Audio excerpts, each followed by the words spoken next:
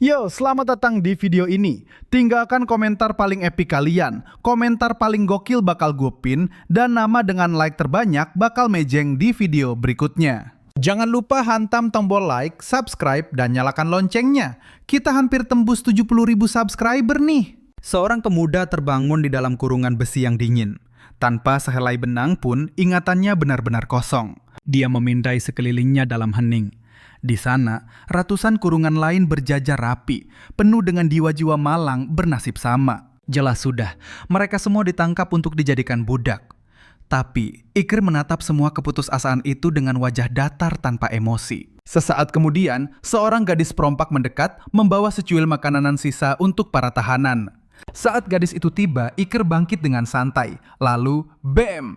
Jeruji besi tebal diremukkan begitu saja bagai kertas tanpa mengeluarkan keringat sedikit pun.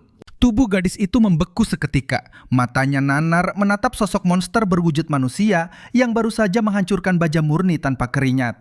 Teror dingin langsung merayapi nadinya. Napasnya tercekat hebat. Dia yakin 100% pria telanjang di depannya ini akan merobek lehernya detik ini juga. Namun, aura membunuh itu tak pernah datang. Iker justru mendekat perlahan dan menyembuhkan lukanya dengan ajaib. Terungkaplah sebuah fakta pahit. Gadis ini hanyalah pion paksaan semata. Para bajingan itu menyandera adik kecilnya. Dia terpaksa mematuhi perintah mereka atau nyawa adiknya akan melayang sia-sia. Mendengar kisah tragis itu, mata Iker menajam. Keputusannya sudah mutlak. Dia akan meratakan markas perompak ini sekarang juga. Tanpa basa-basi, dia menendang hancur pintu utama. Puingnya melesat bak peluru meriam, menghantam keras tubuh perompak pertama yang menghadang hingga tulang-tulangnya remuk total. Fakta bahwa dia masih bertelanjang bulat sama sekali tak dipedulikannya. Pembantaian epik pun dimulai. Para kroco bertumbangan berdarah-darah bahkan sebelum mereka sempat berteriak. Kecepatannya benar-benar di luar nalar manusia. Dia melesat bagaikan hantu, menghabisi setiap musuh hanya dalam sekejap mata. Hanya dalam hitungan detik, lautan mayat memenuhi lantai ruangan.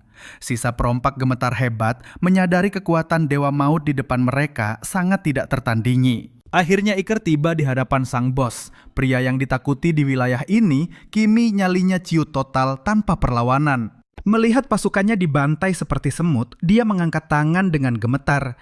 Sambil bersujud penuh rasa takut, dia memohon ampunan nyawanya. Harta, budak, hingga kekuasaan, semuanya dia tawarkan.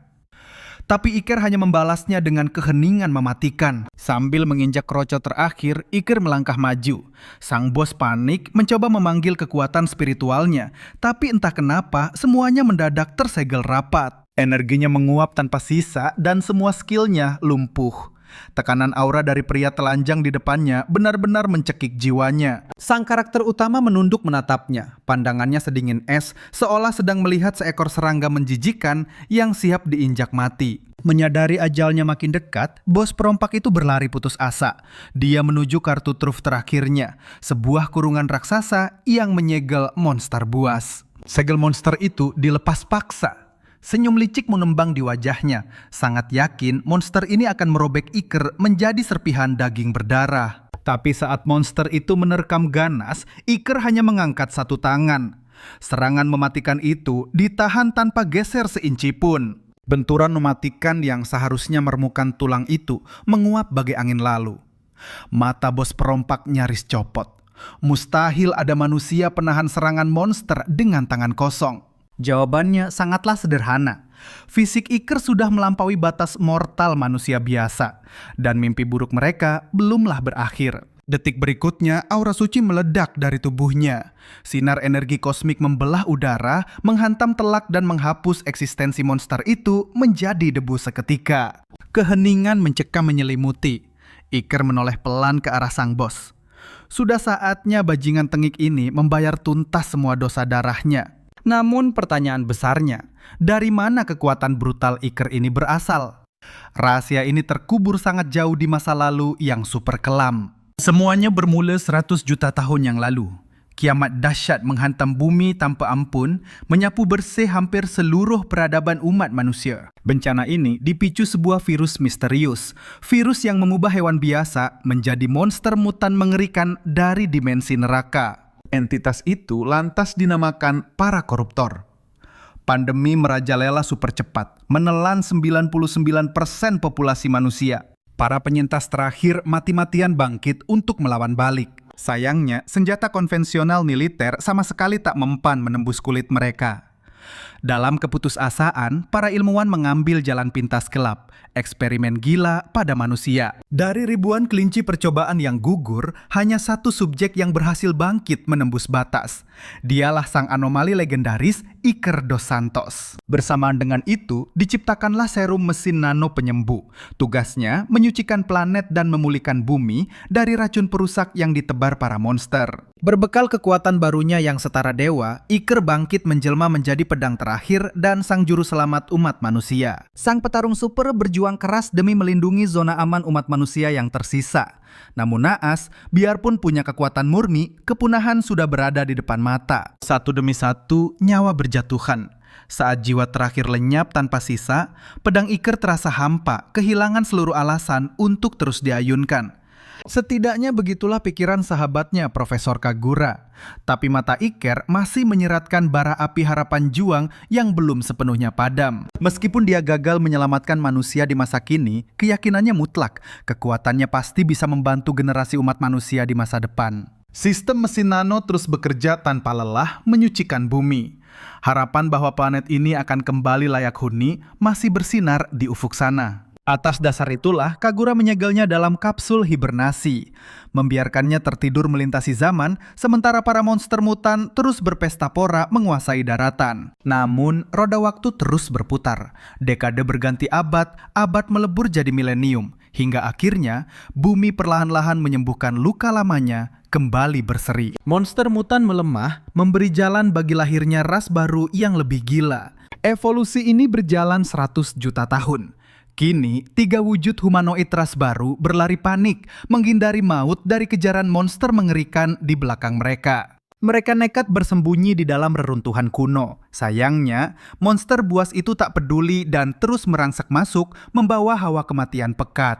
Terpojok tanpa celah, nasib mereka kini di ujung tanduk. Di tengah keputusasaan absolut, sang gadis menjerit memohon secercah harapan.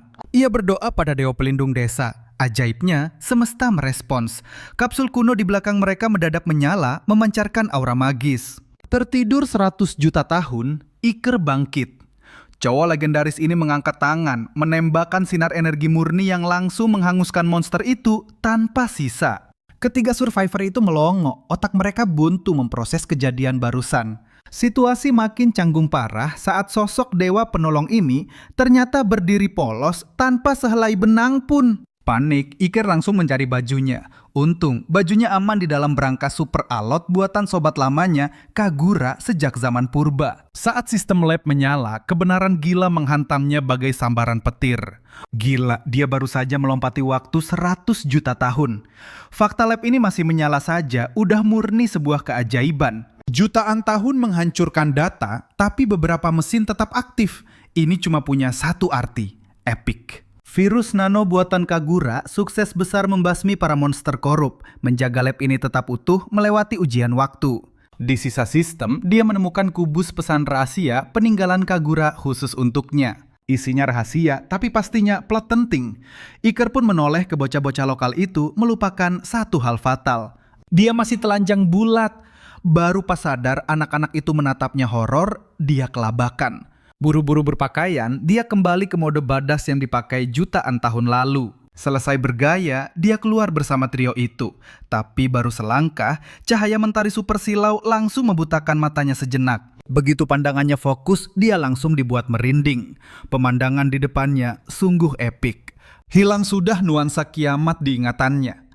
Kematian digantikan oleh dunia baru yang mekar, penuh kehidupan. Trio bocah itu buru-buru berlari ke desa, mendesak dewa pelindung mereka ikut.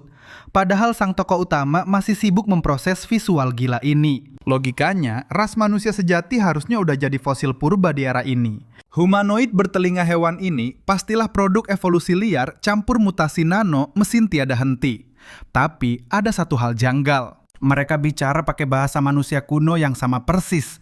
Jelas mereka berbagi asal-usul yang sama. Ia santai mengenalkan diri sebagai Iker dos Santos, panggil saja Iker. Bocah cewek bertelinga kambing yang hiperaktif itu langsung menyahut, namanya Juliet. Si cowok koala itu Dampo dan cewek kucing namanya Shandy. Tapi Juliet ogah buang waktu basa-basi.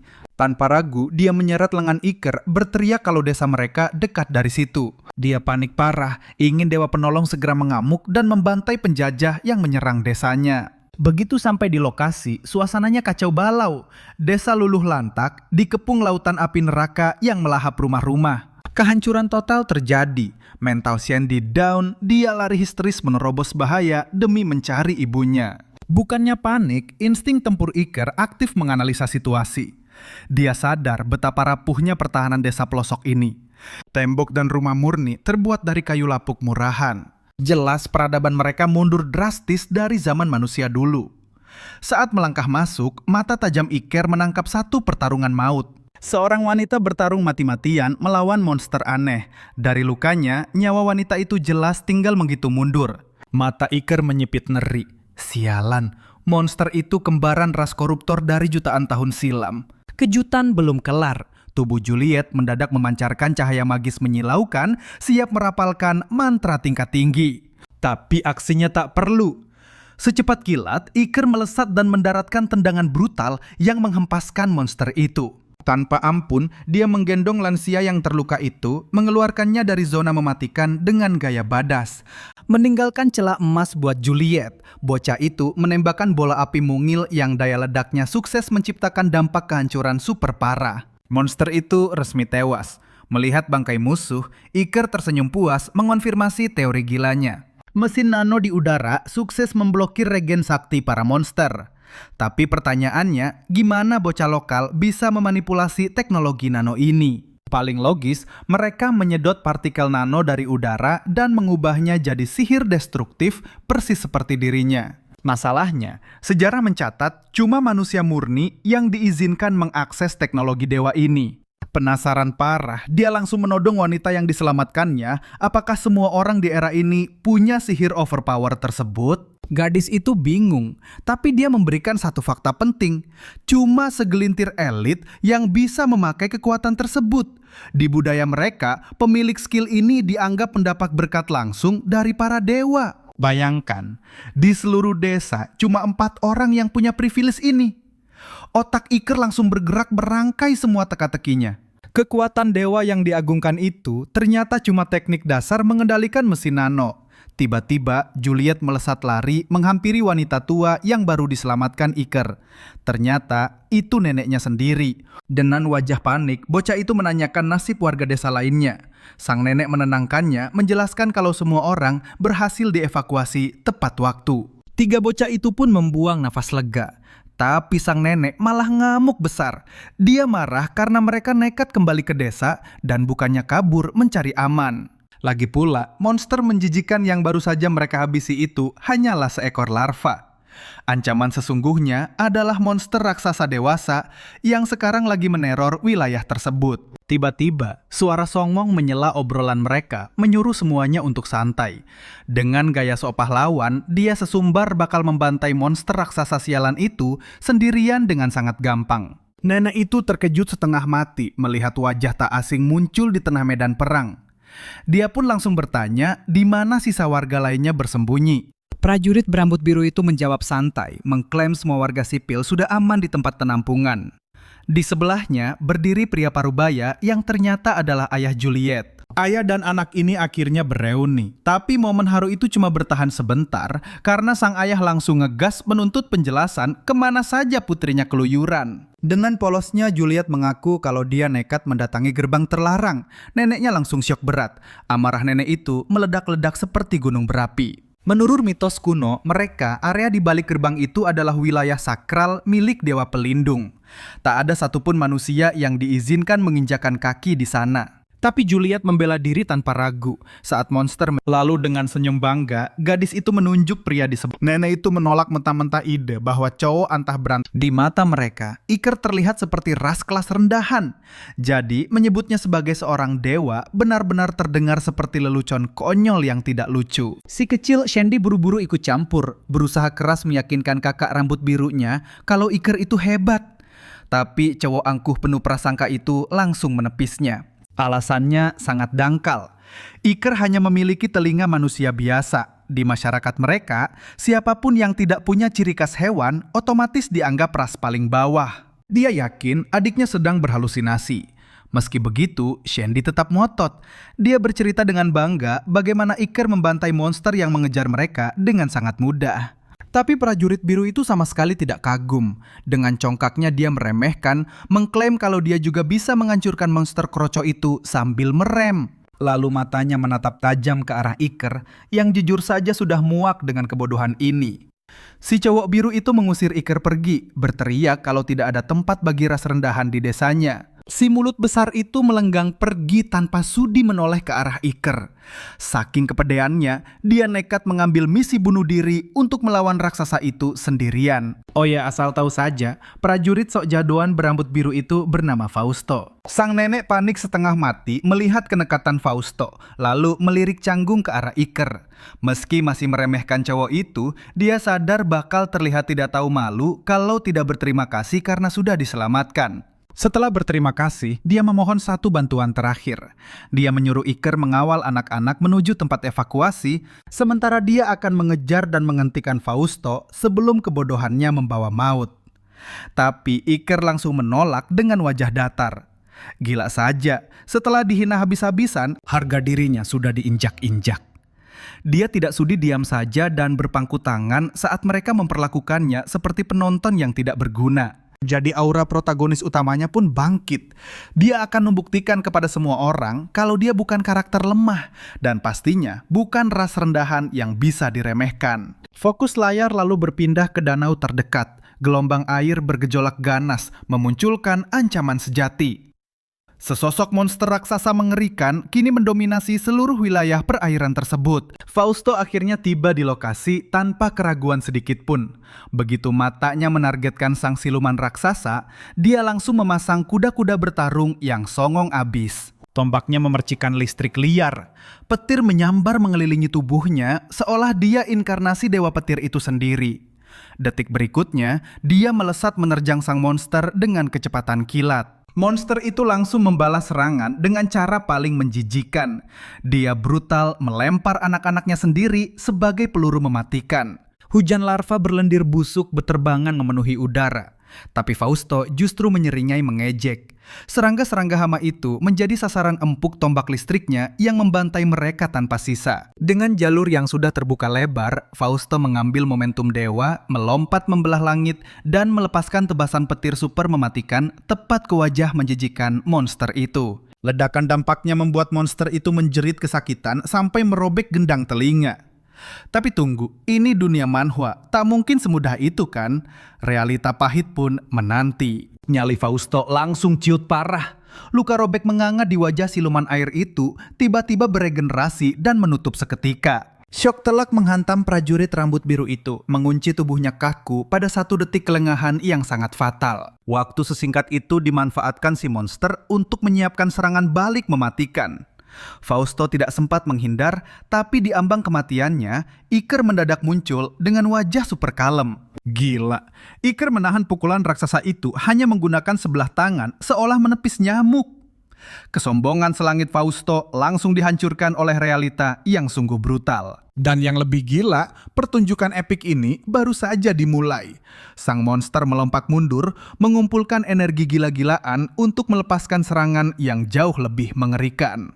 Tapi Iker tidak sudi memberikan ampun. Hanya dengan 1 jentikan jari yang kelewat santai, energi gaib meledak dan langsung melubangi daging monster raksasa itu. Fausto cuma bisa melongo kaget. Otaknya korslet, tidak sanggup memproses kekuatan tingkat dewa yang sangat absurd di depannya. Tidak lama kemudian, sisa rombongan sampai dengan nafas mos-mosan di tepi danau. Paru-paru mereka belum teratur setelah melakukan lari maraton untuk menghindari maut, tapi rahang mereka langsung jatuh ke tanah. Iker sedang asik menahan monster raksasa itu dengan 1 tangan saja. Meski siluman itu terus menekan, Iker justru tampak mengantuk dan mulai bosan. Karena sudah muak berlama-lama, dia merangkul pinggang Fausto secara asal dan melompat kilat menghindar jauh dari jangkauan-jangkauan maut sang monster air tersebut. Saat debu menipis, hasilnya mutlak. Energi murni Iker sukses menembus telak jantung monster raksasa itu. Otak Fausto masih nge-lag parah. Dia panik berteriak, serangan sekeren apapun percuma kalau monster sialan itu bisa regenerasi tanpa batas. Tapi tebak, sang protagonis kita sudah membaca pergerakan itu. Disinilah mesin nano beraksi. Mereka melahap habis sel regenerasi monster itu. Padahal tebasan Fausto sebelumnya lumayan dalam. Sayangnya tebasan itu masih terlalu cupu garis miring untuk menghentikan faktor penyembuhan gila makhluk tersebut. Fausto nyaris gila sekarang. Mentalnya hancur, membayangkan bocah rendahan ini mungkin saja dewa pelindung yang asli. Iker cuma terkekeh santai. Dia langsung menepis gelar dewa penjaga yang kelewat lebay itu dengan gaya tengionya. Satu hal yang pasti, dia hidup cuma buat satu alasan, melindungi masa depan dan membantai habis monster parasit sialan ini. Monster itu mengamuk buta. Ekor raksasanya menyapu ganas, berusaha meremukan sang pahlawan yang malah menari lincah bak air di antara serangannya. Hanya butuh sedetik analisa, garis miring jagoan kita langsung meracik strategi kemenangan mutlak. Dalam hitungan detik, sang monster beku total, terkurung paksa dalam kristal es kuning yang super padat. Sambil mengisi aura serangan pamungkas, garis miring dia mulai pamer dengan gaya. Garis miring mendeklarasikan diri sebagai monster yang lahir garis miring dari kebodohan tragis umat manusia. Sebuah relik kuno yang tertidur selama 100 juta tahun, garis miring senjata absolut pemusnah ancaman bumi. Otak Fausto sudah meledak, garis miring tidak paham omong kosong apa itu, garis miring. Sekarang dia cuma peduli satu hal. Apakah Iker bisa membuktikan bacotannya? Dan tentu saja dia membuktikannya dengan brutal. Bukankah Iker adalah puncak dari eksperimen kejam dan tragedi berdarah, garis miring? Senjata maha dahsyat yang lahir dari sejarah kelam penuh dosa. Dia yang pertama, yang terakhir, garis miring sekaligus satu-satunya manusia sejati di dunia bobrok ini. Selesai unjuk gigi, garis miring Iker melepaskan ledakan energi super silau, garis miring sang monster langsung hangus jadi debu dalam sekejap mata. Pancaran sinarnya kelewat gila, tembus sampai atmosfer bumi dan merobek ruang hampa udara, memastikan bajingan itu musnah tanpa sisa. Saat pertarungan epik itu usai, garis miring Fausto cuma bisa mingkem. Garis miring ego tingginya remuk tak tersisa, hancur berantakan di depan mata kepalanya sendiri. Di sisi lain, tanpa disadari siapapun, garis miring sepasang mata mengintip dari balik semak belukar. Dia adalah agen rahasia yang awalnya ditugaskan memantau invasi di danau. Sialnya atau malah beruntungnya, dia malah jadi saksi mata kekuatan monster buas tipe lain beraksi. Pemandangan barusan benar-benar di luar nalar logikanya. Bahkan jenderal elit ksatria suci di ibu kota pun garis miring bakal kencing di celana kalau harus maju sendirian melawan monster sebesar itu. Tapi bocah antah berantah ini, dia menghabisinya seolah cuma lagi buang sampah. Si mata-mata sampai gemetar kegirangan. Dia tidak sabar ingin kabur ke markas guild dan membeberkan pertunjukan gila yang baru saja terjadi. Maju ke sore harinya. Iker akhirnya memutar pesan hologram dari sohib lamanya Kagura yang direkam 1 juta tahun lalu. Jarak waktu mereka sudah ribuan abad. Lewat hologram itu, Kagura penasaran mati-matian apakah bumi sudah berevolusi dan sembuh dari kehancurannya. Tanpa basa-basi, garis miring dia melempar bom kenyataan pahit. Para koruptor keparat itu tidak akan pernah musnah total. Faktanya terbukti benar. Toh Iker baru saja membantai salah satunya tadi siang. Kagura curhat, selama Iker asik tidur panjang, dia juga bolak-balik masuk mesin pembeku kriogenik. Niatnya cuma mau memantau perubahan dunia. Berkat pemulihan alam, populasi koruptor brengsek itu memang sempat menyusut perlahan. Tapi petaka baru muncul. Begitu ekosistem berubah, para monster sialan itu ikut berevolusi. Adaptasi gila itu jadi bukti kalau teror belum usai. Demi melawannya, Kagura nekat mengambil jalan pintas ekstrim. Dia meretas genetika bentuk kehidupan baru, memberi mereka kekuatan bawaan untuk melawan, bukannya mati konyol di mangsa koruptor. Kejutan belum selesai. Kagura ternyata sudah menyiapkan hadiah cheat kekuatan khusus untuk sahabatnya Iker. Ya, suntikan berisi cairan hijau neon yang mencurigakan itu, garis miring, harus ditusukkan langsung ke pembuluh darah Iker. Begitu disuntikkan, efeknya meledak seketika. Kilatan energi menyetrum kulitnya, memompa kekuatan misterius ke seluruh sel tubuhnya. Serum itu memberikan sinkronisasi 100% dengan mesin nano. Proses selesai, dan Iker langsung mendapat skill level dewa. Dia sekarang bisa merakit objek fisik dari ubahan wujud nano tersebut. Dan bagian tersadisnya, ini baru pemanasan. Kagura membocorkan kalau dia menyembunyikan item cheat serupa garis miring tersebar di seluruh penjuru bumi dengan alasan cerdas. Kalau ditaruh di satu tempat dan markasnya hancur, garis miring semua usahanya bakal hangus percuma. Hitung-hitung ini jadi misi perburuan harta karun. Memaksa Iker keliling dunia melihat peradaban baru. Meskipun Kagura jujur, dia tidak tahu mutasi monster seganas apa yang menunggu. Tapi dia yakin 100% pada satu hal.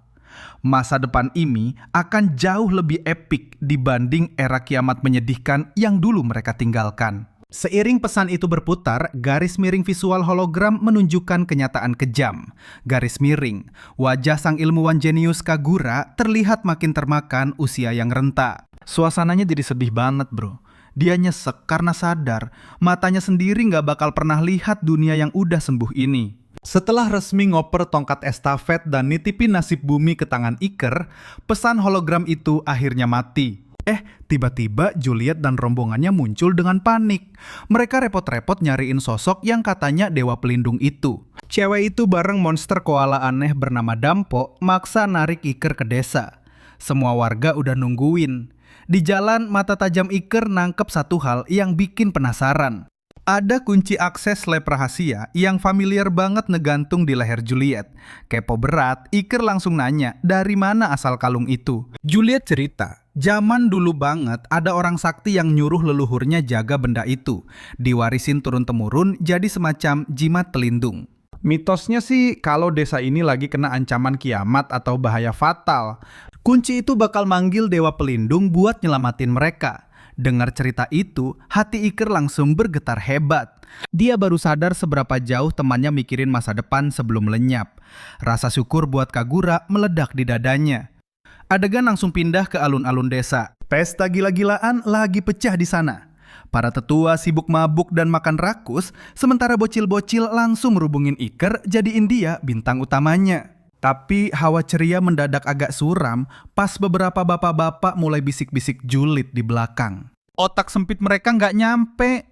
Mereka ngeremehin Iker yang cuma ras rendahan, bingung gimana orang biasa bisa pegang gelar dewa pelindung legendaris. Pas bacot mereka makin meragukan kekuatan Iker, Fausto tiba-tiba gebrak meja dan berdiri tegak. Dengan emosi meledak, dia maki-maki sekumpulan pengecut itu karena berani ngehina penyelamatnya.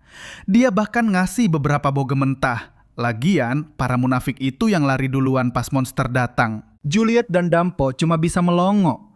Buat mereka, sifat munafik Fausto ini kocak banget dan beneran bikin geleng-geleng kepala. Gimana enggak? Baru beberapa jam lalu, si kampret ini yang paling keras netawain dan ngeremehin Iker. Di tengah keributan kocak itu, tetua desa maju buat ngomong langsung sama Iker. Matanya berkaca-kaca, penuh rasa hormat nyampein terima kasih dari seluruh warga. Faktanya brutal, bro. Kalau Iker telat sedetik aja, nyawa mereka udah melayang semua.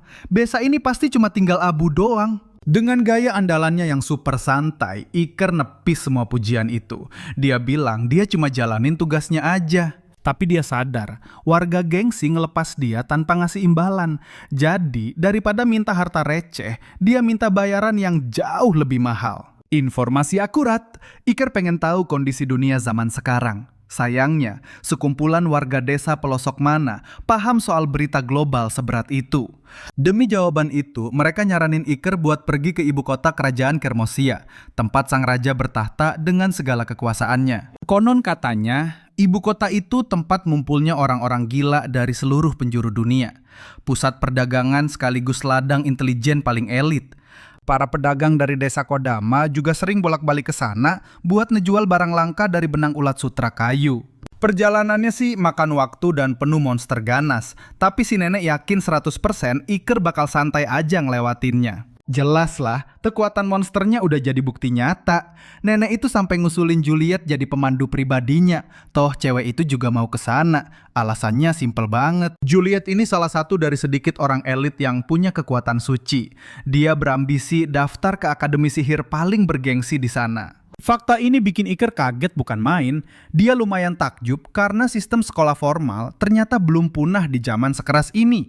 Tiba-tiba suasana jadi heboh. ngebuktiin kalau Iker sekarang resmi punya penggemar fanatik yang bacot abis. Fausto dengan pedenya nawarin diri jadi pengawal pribadi sang dewa pelindung selama perjalanan. Tapi sang nenek langsung menghentikan niatnya itu. Nenek bilang dia nggak punya alasan logis buat ikut. Dengan sombongnya Fausto nyolot, dia bilang mau ikut seleksi masuk Ordo Ksatria Suci yang elit itu.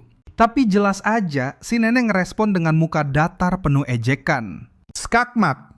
Nenek ngingetin kalau masuk akademi dasar aja dia gagal total, apalagi mau nembus ksatria elit. Jelas-jelas itu mustahil.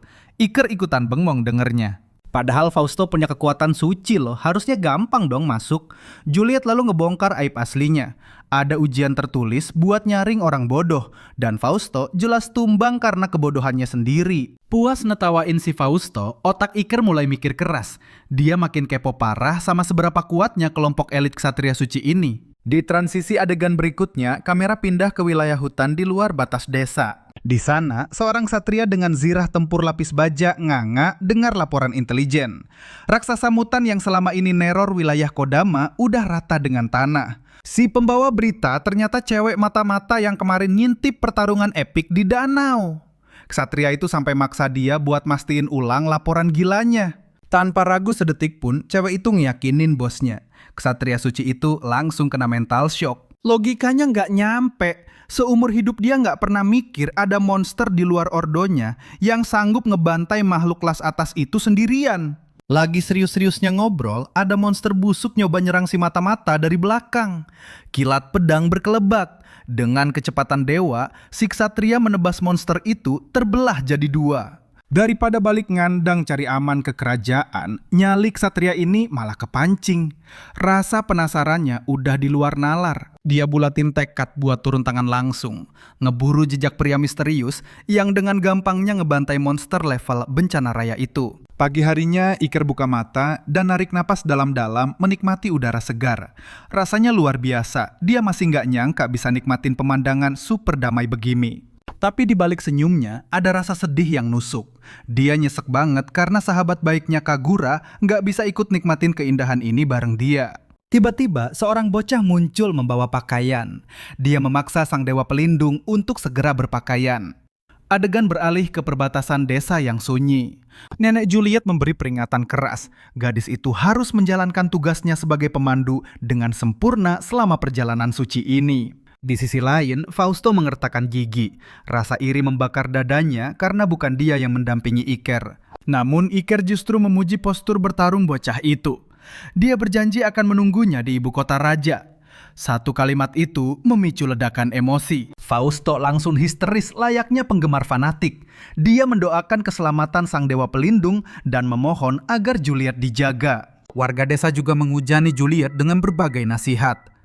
Diiringi salam perpisahan yang hangat, perjalanan epik mereka pun dimulai.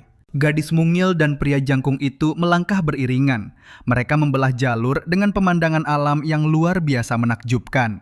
Juliet dengan antusias menjelaskan seluk-beluk wilayah itu.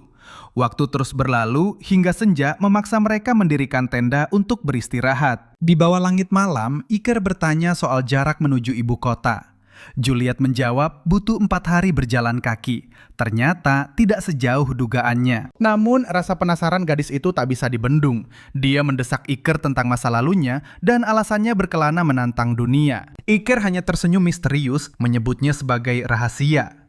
Berkat petunjuk samar Kagura, dia yakin para monster koruptor itu masih bernapas. Nyatanya, dia sudah berpapasan dengan makhluk busuk itu di era ini.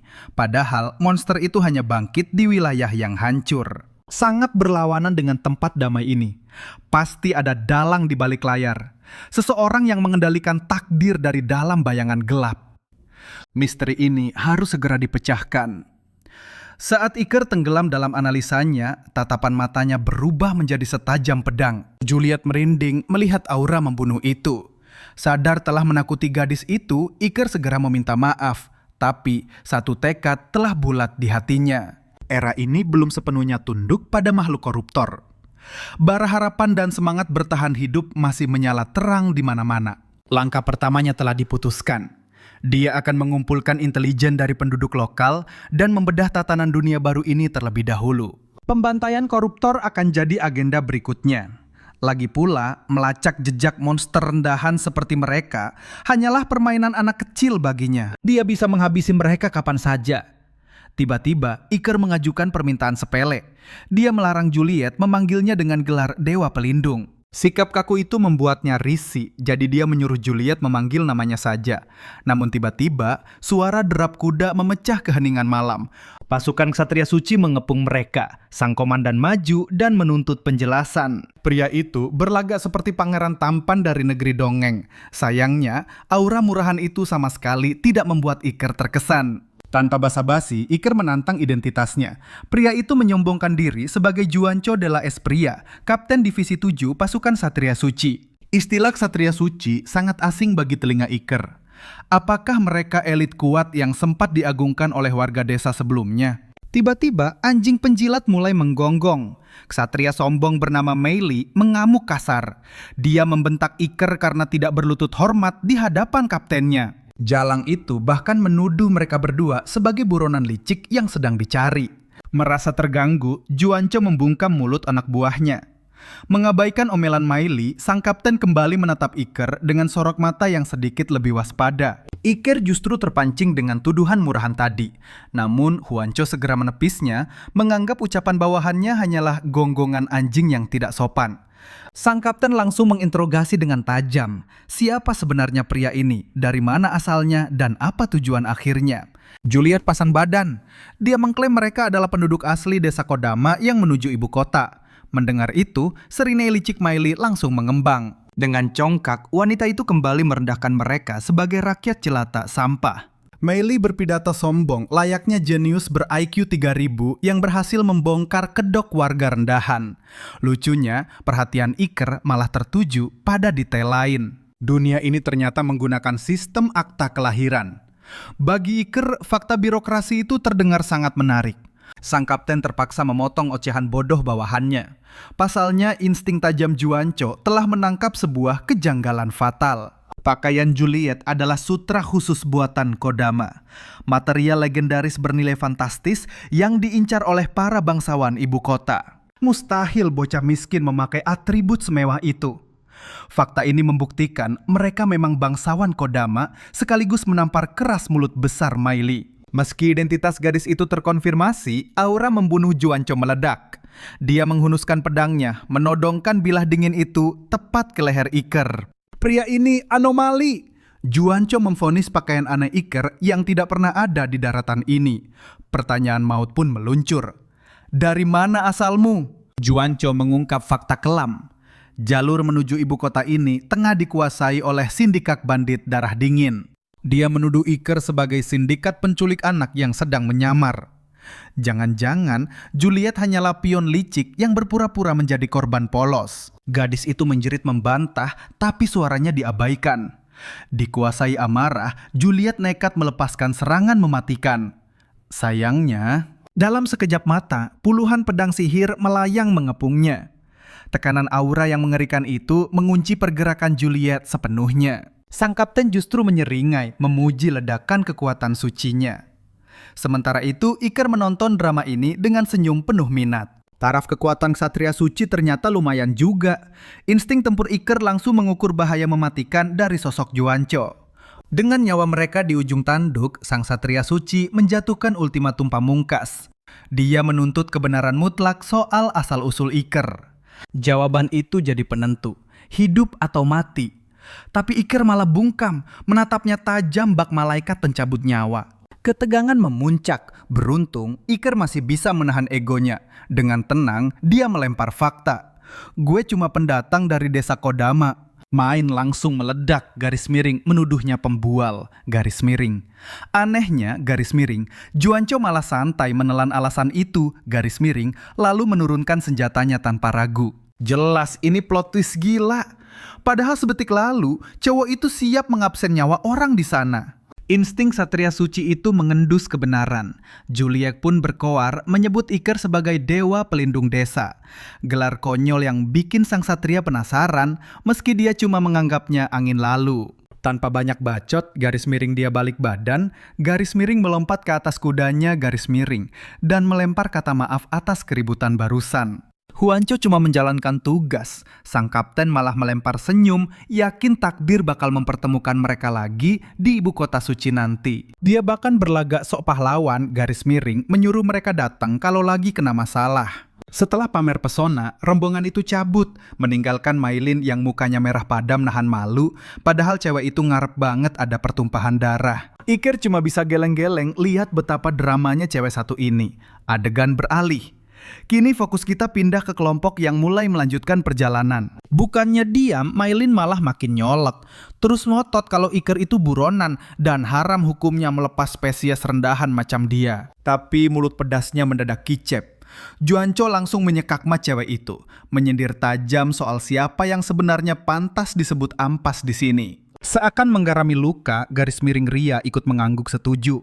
Garis miring bikin Maylin makin melongo tak percaya. Ria sadar betul, ada jurang kekuatan yang tak masuk akal antara mereka dan monster yang baru saja mereka hadapi. Juancho belak-belakan ngaku, dia sudah 3 kali mencoba menyerang kilat, tapi instingnya menjerit bahaya. Iker yang cuma diam, masukkan tangan di saku, siap memenggalnya sebelum pedang Juancho sempat terhunus. Susah emang mencerna logika dewa begini. Tapi masa bodoh, apresiasi tertinggi buat main karakter badass kita. Gilanya lagi, Juancho sempat memancing kekuatan sucinya. Hasilnya, 0 besar. Aura itu mati kutu di depan Iker. Fakta yang sukses bikin nyali Maylin ciut. Jurus maut yang tadi dipakai buat menyudutkan Juliet, garis miring, terbukti cuma jadi angin lewat kalau sasarannya itu Iker. Ria pun ikut kena getahnya saat mencoba hal yang sama. Bukti mutlak kalau level mereka ibarat semut melawan naga. Di mata Juancho yang veteran, anomali sinting ini cuma bisa disamai oleh komandan tertinggi Ordok Satria. Ria dan Maylin cuma bisa menahan napas syok. Cewek naif itu akhirnya sadar. Mereka baru saja main-main di tepi jurang kematian tanpa tahu diri. Dengan gaya kerennya, garis miring si pangeran tampan menegaskan satu hal. Garis miring, pria tadi adalah monster sejati. Garis miring, sebuah anomali pembawa bencana. Garis miring. Meski begitu, garis miring, dia memaafkan kecerobohan Maylin. Namanya juga anak baru.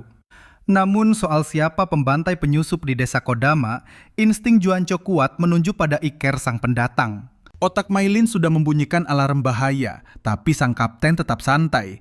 Cari ribut sama entitas misterius tanpa info matang, itu namanya bunuh diri konyol. Lagi pula menurut Juancho, garis miring aura Iker terlalu kalem buat ukuran orang dengan kekuatan sedahsyat itu. Fokus utama sekarang adalah balik kandang ke ibu kota suci. Panggung mereka di sini sudah kelar. Tapi sebelum cabut, mampir dulu ke markas buat lapor soal urusan bandit. Sepanjang jalan di atas kuda, pikiran sang kapten terus melayang. Terbayang sosok sang dewa pelindung desa Kodama.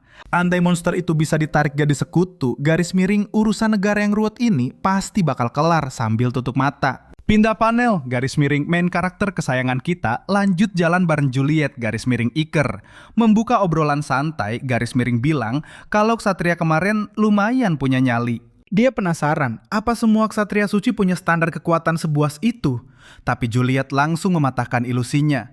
Juancho itu murni barang langka. Di jajaran Ordok Ksatria, cuma elit dari yang terelit yang berhak memanggul gelar ksatria suci. Dan Juancho, dia duduk manis di puncak rantai makanan itu. Biar Iker paham, garis miring Juliet menirukan gerakan sang ksatria saat melepas seni spiritualnya kemarin. Garis miring sebuah istilah asing yang bikin dahi Iker berkerut bingung. Ternyata di zaman sekarang, garis miring pinjam kekuatan roh itu diakui sebagai kekuatan suci, garis miring. Sementara teknik mengendalikannya disebut metode roh atau seni spiritual. Gampangnya gini, teknologi mesin nano milik Kagura dan Iker dianggap gaib oleh orang sini. Sebuah plot komedi karena otak orang zaman ini belum nyampe ke sana. Iker sadar, garis miring sains modern di sini cuma dianggap mitos gila, garis miring. Tapi ingatannya balik ke momen saat Maylin ngamuk soal spesies rendahan. Garis miring, frasa itu sukses menggelitik rasa penasarannya. Dan terungkaplah fakta duniawi ini. Bumi era baru diisi ras campuran. Ada mutan dengan anatomi mirip serangga, sampai wujud yang menyerupai ikan. Konon, dari dongeng nenek moyang, garis miring, ada ras amfibi murni yang hidup anteng di dasar air, garis miring atau sembunyi di zona-zona terlarang. Seleksi alam bicara keras. Semesta memaksa mereka berevolusi demi bertahan hidup. Teori alam super ekstrim ini bikin otak Iker berputar kencang. Logika gilanya jalan. Artinya, sisa-sisa umat manusia di masa lalu justru jadi kelinci percobaan buat siklus evolusi besar-besaran ini. Sebuah lonjakan genetik setelah 100 juta tahun. Tapi pusing memikirkan sains kuno, Iker langsung menarik benang merah yang jauh lebih brutal. Mereka yang gagal berevolusi, garis miring otomatis dibuang dan dilabeli sebagai ampas masyarakat alias ras rendahan, garis miring gagal adaptasi. Berarti lemah, garis miring, dan yang lemah layak diinjak. Dianggap parasit negara, garis miring takdir ras original ini justru miris, garis miring. Kebanyakan dari mereka cuma berakhir di pasar gelap sebagai budak murah. Tradisi perbudakan biadab ini bikin darah Iker mendidih. Beda ceritanya dengan Juliet yang punya sudut pandang jauh lebih tajam soal ini. Dengan mata berapi-api cewek itu menolak rasisme. Baginya tak ada beda antara ras elit dan rendahan. Kebencian murni cuma lahir dari ego orang yang takut sama perbedaan. Baginya, semua orang punya keanehan masing-masing. Mendengar itu, Iker diam-diam kagum dengan pola pikir liar gadis kecil ini. Obrolan santai terputus.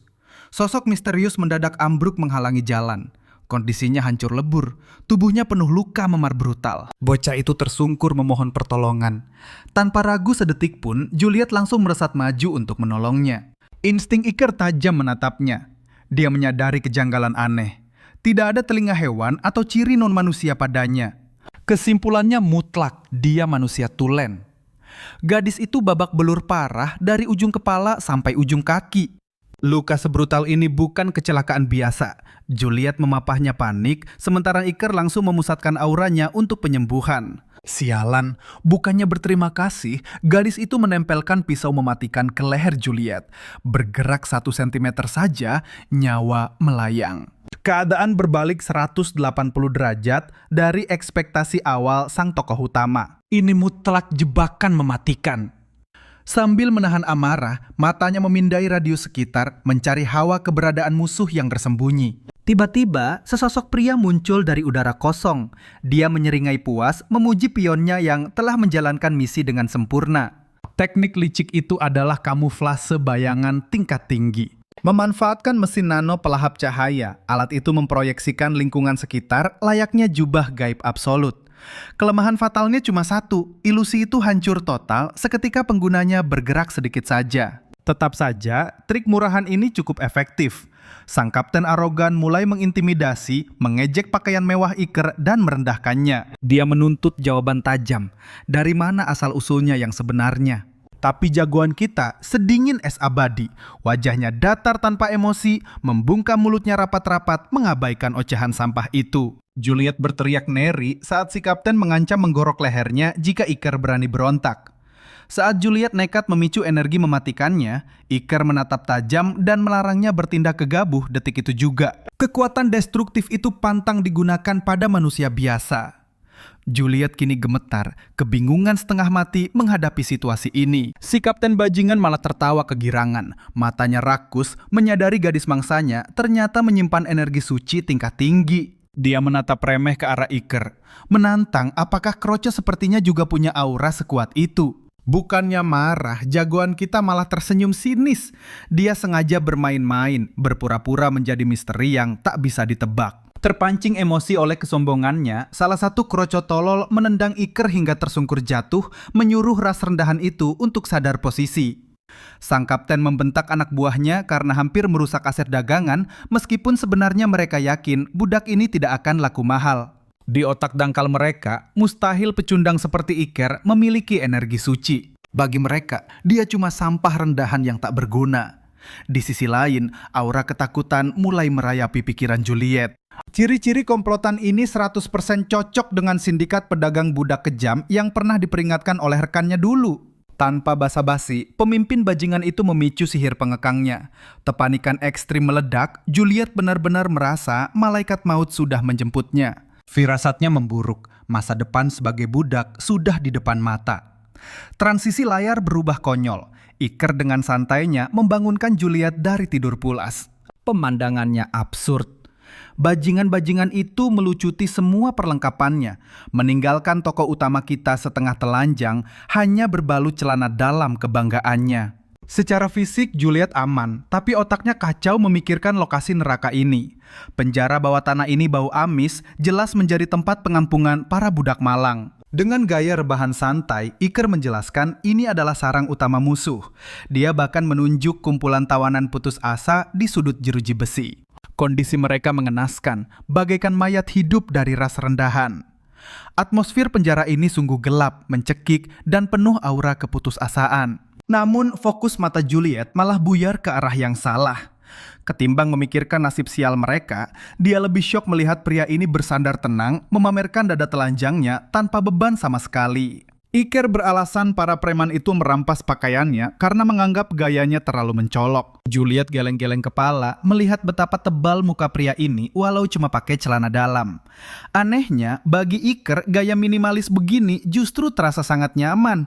Tapi ada teka-teki yang lebih mengganjal di benak Juliet. Kenapa sang monster ini pura-pura lemah saat diserang tadi? Dengan energi dewanya, dia bisa meratakan kroco itu dalam sekali tebas. Belum sempat terjawab, jeruji terbuka. Gadis pengkhianat tadi muncul membawakan sisa makanan. Dia menyodorkan piring itu dengan tatapan kosong. Juliet menatapnya penuh kebencian, sementara si gadis diam saja, pasrah karena tahu pengampunan adalah hal yang mustahil. Emosi Juliet yang lugu meledak-ledak. Namun, Iker melempar kalimat di luar nalar yang membuat gadis berambut biru itu langsung mati kutu keheranan. Iker justru memujinya sebagai gadis berhati malaikat. Sang pengkhianat gemetar tak bisa berkata-kata, sementara jagoan kita mulai membongkar deduksi tajamnya.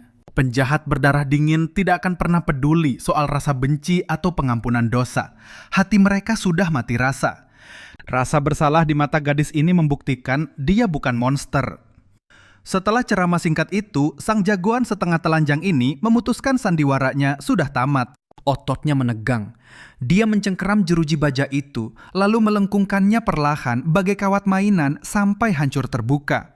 Rahang si rambut biru nyaris lepas melihat kekuatan absurd ini. Ini semua sudah masuk dalam rencananya. Dia sengaja membiarkan dirinya ditangkap hanya demi memancing gadis ini agar bisa diinterogasi berdua. Otak Juliet belum memproses situasinya, tapi insting tajam Iker sudah menangkap kebenarannya. Gadis malang ini hanyalah pion yang sedang diperas abis-abisan. Fakta brutalnya, sosok yang sangat dia sayangi sedang disandra di dalam neraka ini memaksanya menjadi anjing peliharaan para preman demi bertahan hidup. Wajah gadis itu pucat pasi ketakutan. Deduksi gila Iker 100% akurat. Detik berikutnya, sang tokoh utama bersiap melancarkan aksi yang jauh lebih mengejutkan. Energi penyembuh mengalir perlahan, menutup luka gadis itu. Cowok ini menjelaskan logika sederhananya. Dia sengaja masuk ke perangkap mematikan ini hanya karena tahu luka fisik gadis itu 100% nyata. Logika jalanan membuktikan segalanya. Kriminal paling sampah sekalipun takkan menyiksa rekannya sendiri hingga sekarat. Sejak awal, cowok ini tahu si gadis cuma pion yang dipaksa tunduk. Kalimat tajam Iker langsung menghantam mentalnya. Rasa bersalah mencekik gadis itu. Sambil gemetar, dia membongkar kebenarannya. Adik kecilnya Nino diculik oleh 6 bajingan sialan itu. Para keparat itu mengancam akan menjual adiknya ke luar negeri jika dia berani melawan. Mereka menjamin si gadis tak akan pernah melihat adiknya lagi. Pertahanannya hancur, air matanya tumpah menderas. Sambil terisak, dia membongkar fakta bahwa para bajingan inilah yang membantai orang tuanya. Kini, sang adik satu-satunya alasan dia hidup. Mendengar tragedi berdarah itu, aura Iker berubah drastis. Atmosfer ruangan mendadak berat mencekik. Kemarahan murni mulai mendidih di dalam nadinya. Detik itu juga, Juliet sadar penuh. Cowok ini tak pernah berniat tertangkap. Dia sengaja masuk ke kandang singa demi menyelamatkan semua tawanan di sana. Tapi dia menyadari satu fakta pahit. Para penjahat ibarat parasit mematikan. Biarkan satu lolos, mereka pasti bangkit dan menebar neraka yang jauh lebih buruk. Karena itulah, Iker tak sudi memberi ampun. Singkatnya, dia bakal meremukan semua kecoak ini dalam satu malam penuh darah. Tanpa aba-aba, satu hantaman brutal melesat dari titik buta. Pukulan maut itu langsung membuat si preman berbulu tepar mencium lantai, hilang kesadaran total. Jalan kini terbuka lebar, saatnya memberi neraka pada para sampah ini. Iker membaca pikiran penjahat lebih tajam dari siapapun dan malam ini tak ada yang lolos. Semua misteri ini akan terjawab jika kita memutar balik waktu menuju 100 juta tahun di masa lalu. Di era purba, saat peradaban manusia menyentuh puncak evolusi teknologi dewa. Saat itu, sang karakter utama hidup hancur lebur dan tak punya apapun. Awalnya, dia hanya ingin mengagumi ilusi keadilan di dunia ini. Namun, kepolosan itu segera hancur, digantikan oleh realita gelap yang bikin merinding. Fakta pahitnya, dunia yang masih meneriakan keadilan selalu dipenuhi parasit jahat. Sekumpulan iblis yang siap memburunya kapan saja tanpa ampun. Bisa hidup normal adalah kemewahan mutlak. Sayangnya, tumbuh di medan neraka membuat cowok ini tak pernah merasakan satu hari pun kedamaian yang dia dambakan. Karena itulah, tiap kali ada bajingan yang berani cari mati dengannya, cowok ini langsung melepas rantai pembatasnya. Dia meremukkan musuhnya dengan dominasi mutlak, menghancurkan tulang mereka tanpa belas kasihan selama bertahun-tahun dalam pertumpahan darah. Kemanapun kakinya melangkah, dia menjelma jadi algojo para pendosa, menghabisi perusak kedamaian secara brutal. Hingga suatu hari muncul pria dengan filosofi bertolak belakang. Pria itu yakin 100% bahwa Iker terlahir di dimensi yang salah, dan memori kelam itulah yang menyeret kita kembali ke pertempuran gila saat ini. Kini, sang karakter utama maju dengan aura dominasi yang bikin merinding. Melangkah santai menghampiri para pecundang bak dewa kematian. Sementara mayat musuhnya mulai menggunung di sekitarnya. Cowok kita ini cuma mau mendongkrak rekor pembantaiannya. Malas merespon omong kosong, dia mencengkram satu bajingan dan melemparnya bak peluru ke arah gerombolan musuh. Di detik preman lain menangkap tubuh temannya itu, Iker melesat membelah angin bagai kilat hitam. Dia mendaratkan tendangan brutal yang meremukkan musuh lainnya. Teman-temannya langsung pucat pasi, gemetar ketakutan. Mereka menyaksikan Iker menghempaskan rekannya hingga menjebol dinding dan meninggalkan kawah raksasa. Pada titik ini, sang protagonis lebih mirip monster haus darah daripada manusia. Monster yang tak tahu cara menarik rem. Panik setengah mati, penjahat itu mencoba kabur tapi percuma. Para tawanan di lantai dasar hanya bisa merinding pucat. Mereka mendengar jeritan histeris yang menggema dari neraka di atas mereka. Si gadis berambut biru sadar jeritan tersebut milik para penculiknya. Dia mulai gemetar, bertanya-tanya siapa sebenarnya monster bernama Iker ini. Tapi Juliet malah tersenyum penuh ketenangan. Cowok itu tak ubahnya dewa kematian di tengah manusia fana. Tak ada yang perlu ditakutkan. Iker akan membereskan semua sampah ini sendirian dan tugas mereka hanyalah patuh pada rute pelariannya. Namun tetap saja, aura membunuh sang penyelamat membuat gadis itu tak bisa berhenti gemetar ketakutan. Lagi pula, bos bandit itu jelas bukan kecoak sembarangan. Bajingan itu punya bakat mengerikan dalam sihir suci tingkat dewa. Di pertarungan otot murni, mustahil ada yang bisa meremukannya. Tapi saat keluar, si gadis berambut biru masih sibuk dengan kepanikan tak bergunanya, jagoan kita sudah membuat sang bos berlutut gemetar di depannya. Dengan wajah pucat pasi dan putus asa, si bos bandit menangis memohon ampun agar Iker berhenti. Dia menyodorkan gunungan uang demi menyelamatkan nyawanya. Merasa belum cukup, dia menawarkan budak sebagai jaminan. Gilanya, adik Poart, yaitu Nino, adalah salah satu budak di ruangan itu. Mendengar kata budak, rasa muak Iker seketika meledak. Sebagai balasan, dia mengeksekusi satu preman lagi tepat di depan mata si bos. Otak bos bandit itu gagal memproses mimpi buruk ini. Bahkan sihir spiritual andalannya tak bisa menembus aura tekanan Iker. Tapi ada satu misteri yang lebih gila. Dari mana Iker mendapatkan kekuatan monster seperti ini? Tersenyum meremehkan, Iker menyebutnya penjahat kelas teri. Karena penjahat sejati tahu kapan harus angkat kaki saat lawannya berada di level dewa. Tapi gerombolan bajingan di depannya ini hanyalah sekumpulan sampah bodoh yang jauh berbeda. Idiot sombong yang merendahkan nyawa orang sambil berhalusinasi bisa menang. Dan saat sadar ajal sudah di depan mata, mereka malah merengek terseduh-seduh mengemis belas kasihan. Serangan mental dari Iker ini benar-benar menghancurkan sisa harga diri mereka dengan sangat memuaskan. Didorong rasa takut mati, si bos bandit akhirnya berlari terbirit-birit. Dia melesat ke lift, menarik tuas darurat, dan melepaskan senjata rahasianya. Sesosok monster buas yang dikurung dalam kegelapan. Iker sedikit tersentak melihat monster koruptor buas di sana. Binatang mutan berkekuatan gila yang tadinya dibeli khusus untuk seorang bangsawan elit. Satu hal konyol yang bikin garuk-garuk kepala. Bagaimana bisa Arnold Schwarzenegger versi ungu ini tak pernah menjebol sangkar besinya sejak dulu? Bos bandit itu tertawa gila, merasa di atas angin. Dia berharap kekacauan mutlak meledak saat si koruptor mengaum keras layaknya seorang putri. Serangan maut pertama langsung dilancarkan. Si koruptor mengayunkan hantaman raksasa berniat meratakan Iker dengan lantai. Tapi serangannya ditangkis telak dan secara tak sengaja mengekspos otot pantat raksasanya yang super kekar. Mata bos bandit membelalak, no copot. Dia benar-benar kehabisan kata-kata menyaksikan kekuatan absurd dari pantat Iker. Lebih tepatnya, mereka harus tunduk pada kekuatan otot gilanya. Sementara itu, Iker tersenyum angkuh menjelaskan, sejak lahir, fisiknya sudah setingkat dewa. Serat ototnya mutlak jauh di atas manusia biasa. Kini, giliran pembantaiannya dimulai. Lewat satu tendangan santai, dia bikin monster itu terpental jauh. Dia bersumpah bakal ngelepas kekuatan aslinya. Gila, cowok ini nembakin gelombang aura penghancur ala Kamehameha. Monsternya hancur lebur cuma dalam satu serangan mutlak. Ujung-ujungnya, si bos bandit yang tadi banyak bacot kembali berlutut gemetar di posisi awalnya bak pecundang sejati. Agak aneh emang.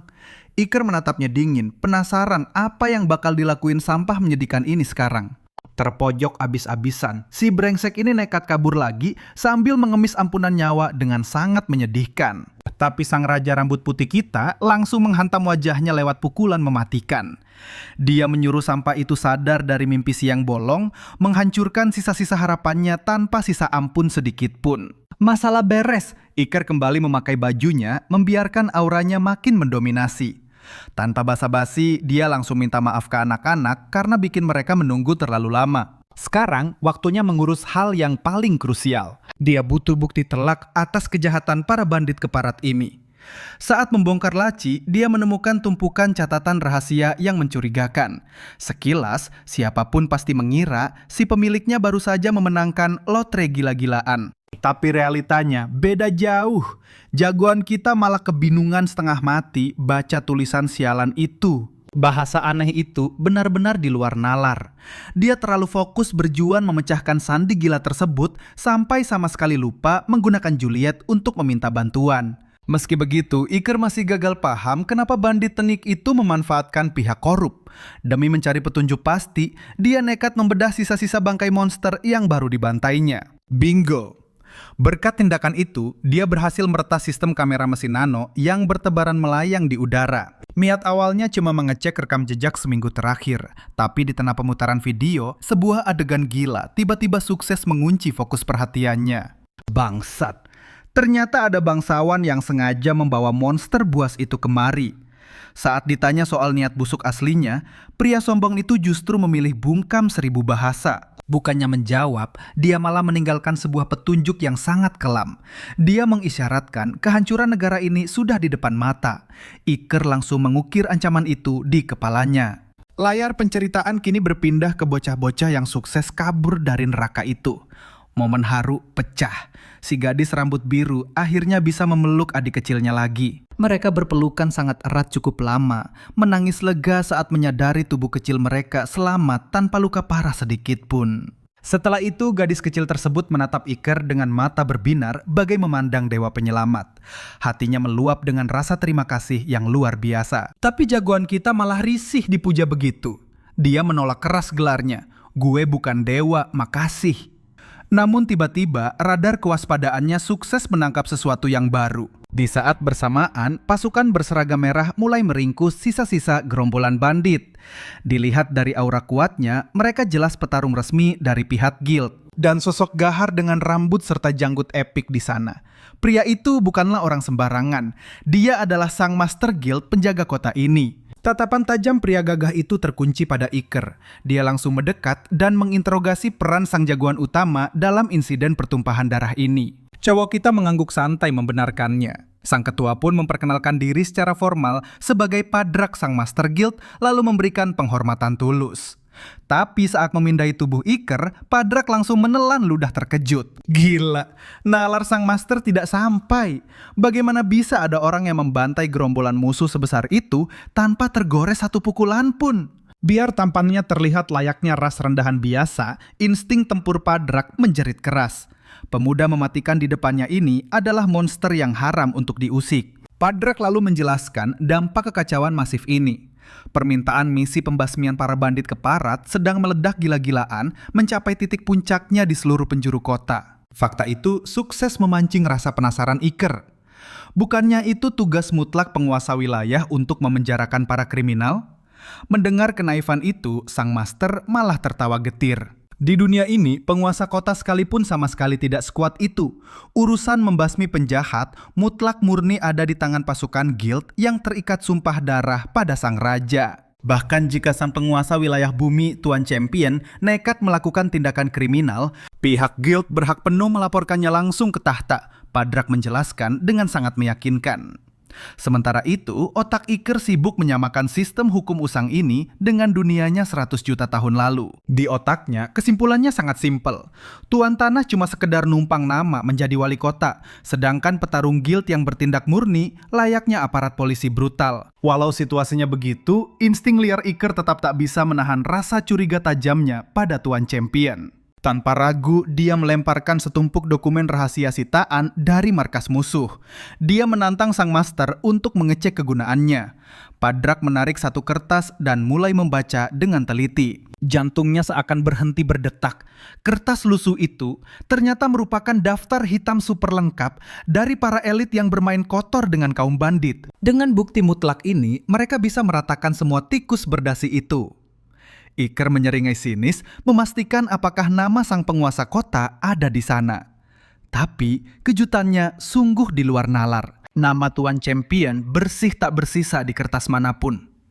Kalaupun bajingan itu memang dalang aslinya, dia sangat jenius dalam menghapus jejak kejahatannya. Saat ini, Iker terpaksa mundur selangkah dari misteri teka-teki itu. Misi penyelamatan para budak sudah selesai, sekarang dia menuntut kejelasan soal masa depan mereka. Sang Master Guild lalu berjanji akan bertanggung jawab memulangkan setiap tawanan menuju rumah mereka masing-masing. Syaratnya cuma satu, harus ada dokumen laporan orang hilang.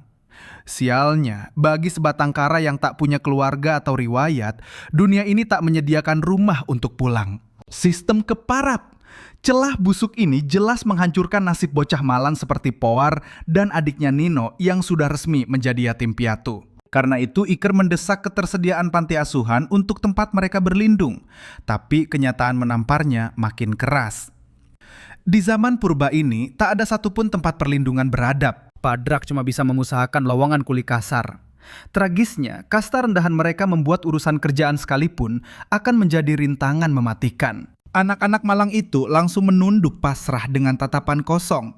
Di sisi lain, Iker menggertakkan gigi menahan muak.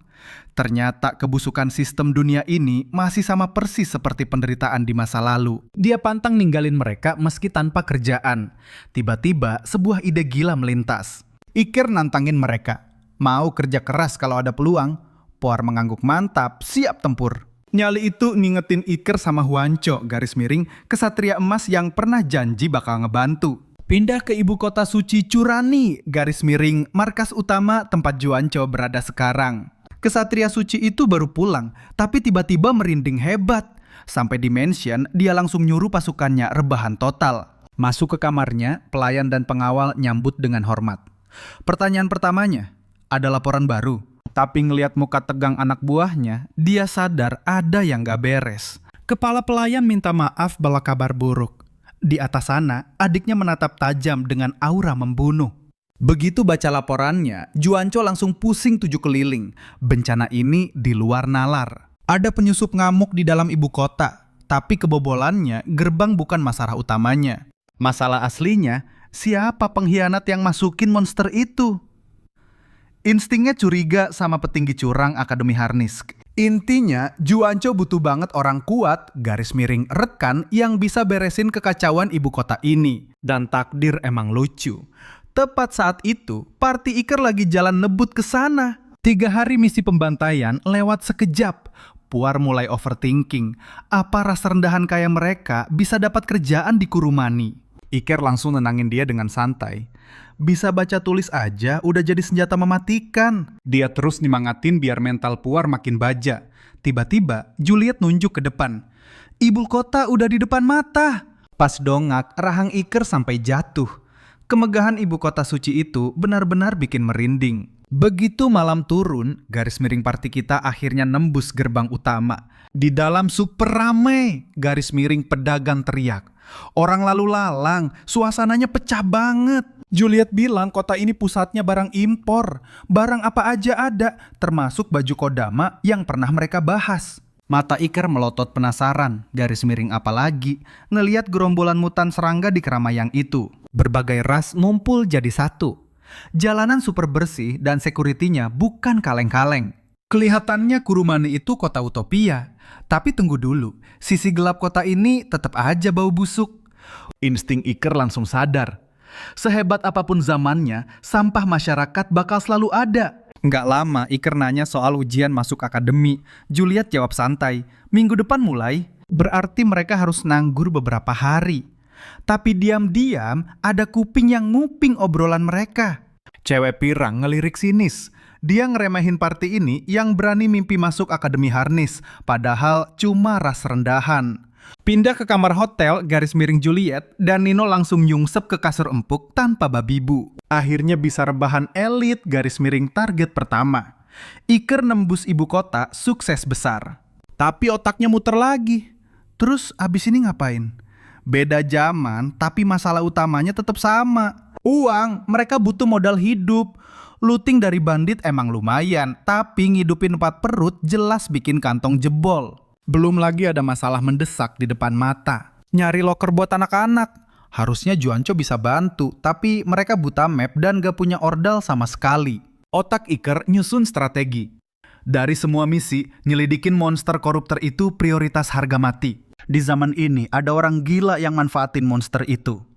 Ini ancaman level bencana. Koruptor terlalu liar buat dibiarin, garis miring. Iker bersumpah gak bakal biarin kiamat keulang lagi. Dia iseng nanya ke Juliet, garis miring, gimana caranya warga sini nyari informasi rahasia? Jawabannya simpel, baca buku atau tanya sepuh. Sialnya buku itu barang mewah. Dulu aja warga desa harus patungan belinya. Untungnya ibu kota punya fasilitas dewa, garis miring, perpustakaan raksasa yang nyimpan segudang rahasia. Iker nyeringai lebar. Kalau bisa masuk situ, jejak lab rahasia Kagura pasti ketahuan. Tapi pas sampai meja resepsionis, ekspektasinya hancur. Penjaganya nolak mentah-mentah tanpa basa-basi. Buku itu harta suci negara, garis miring rakyat jelata. Kayak mereka dilarang keras masuk. Akses cuma buat anak akademi elit atau bangsawan. Rencana Iker berantakan lagi. Parahnya, Juliet ngejek dengan senyum watados. Realitanya menampar keras, Iker buta huruf. Percuma maksa kalau baca abjad aja masih meraba-raba. MC kita cuma bisa garu-garu kepala, garis miring, pusing ngadepin ujian yang mustahil ditembus ini. Tanpa disadari, 2 sosok berjubah mengintai bak bayangan. Mereka merencanakan sebuah misi berdarah, lalu perlahan mulai mendekat. Sok akrab memulai obrolan, tapi sapaan ramah itu malah diganti serangan mematikan. Sebuah pukulan keras langsung mengarah ke wajah Iker. Dengan refleks tingkat dewa, Iker menangkap tinju itu.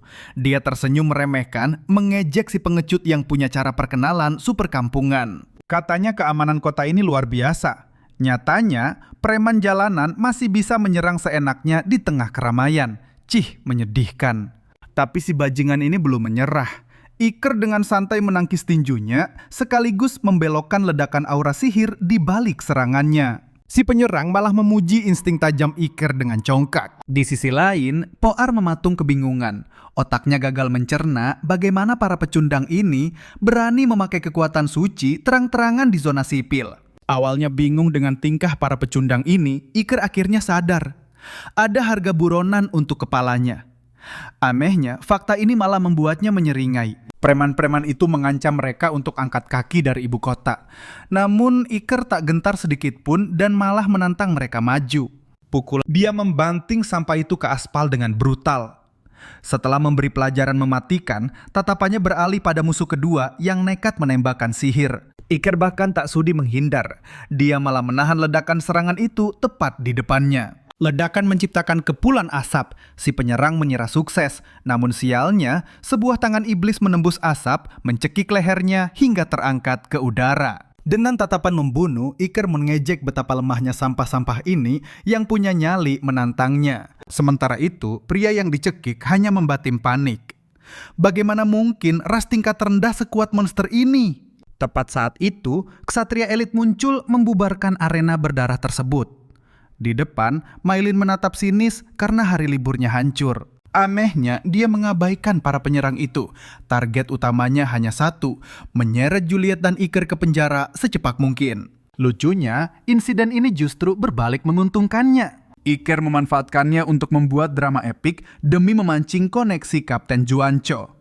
Padahal saat itu, Maylin sedang berteriak murka di depan wajahnya. Usai melerai pertarungan, tatapan tajam Maylin langsung mengunci sosok Iker. Wajahnya berseri penuh kemenangan. Dia yakin akhirnya berhasil meringkus Iker, si spesies rendahan yang lagi-lagi bikin rusuh di wilayahnya. Baru saja mau menceramahinya, seorang saksi demi Yuman berani maju. Dia menegaskan bahwa bukan Iker yang memulai pertarungan gila ini. Faktanya, Iker murni merupakan korban dari serangan mendadak itu dan hanya bisa membela diri. Mendengar hal itu, Maylin memelototi para penyerang dan seketika mengenali wajah busuk mereka. Mereka cuma junior pembuat masalah dari Akademi Harn.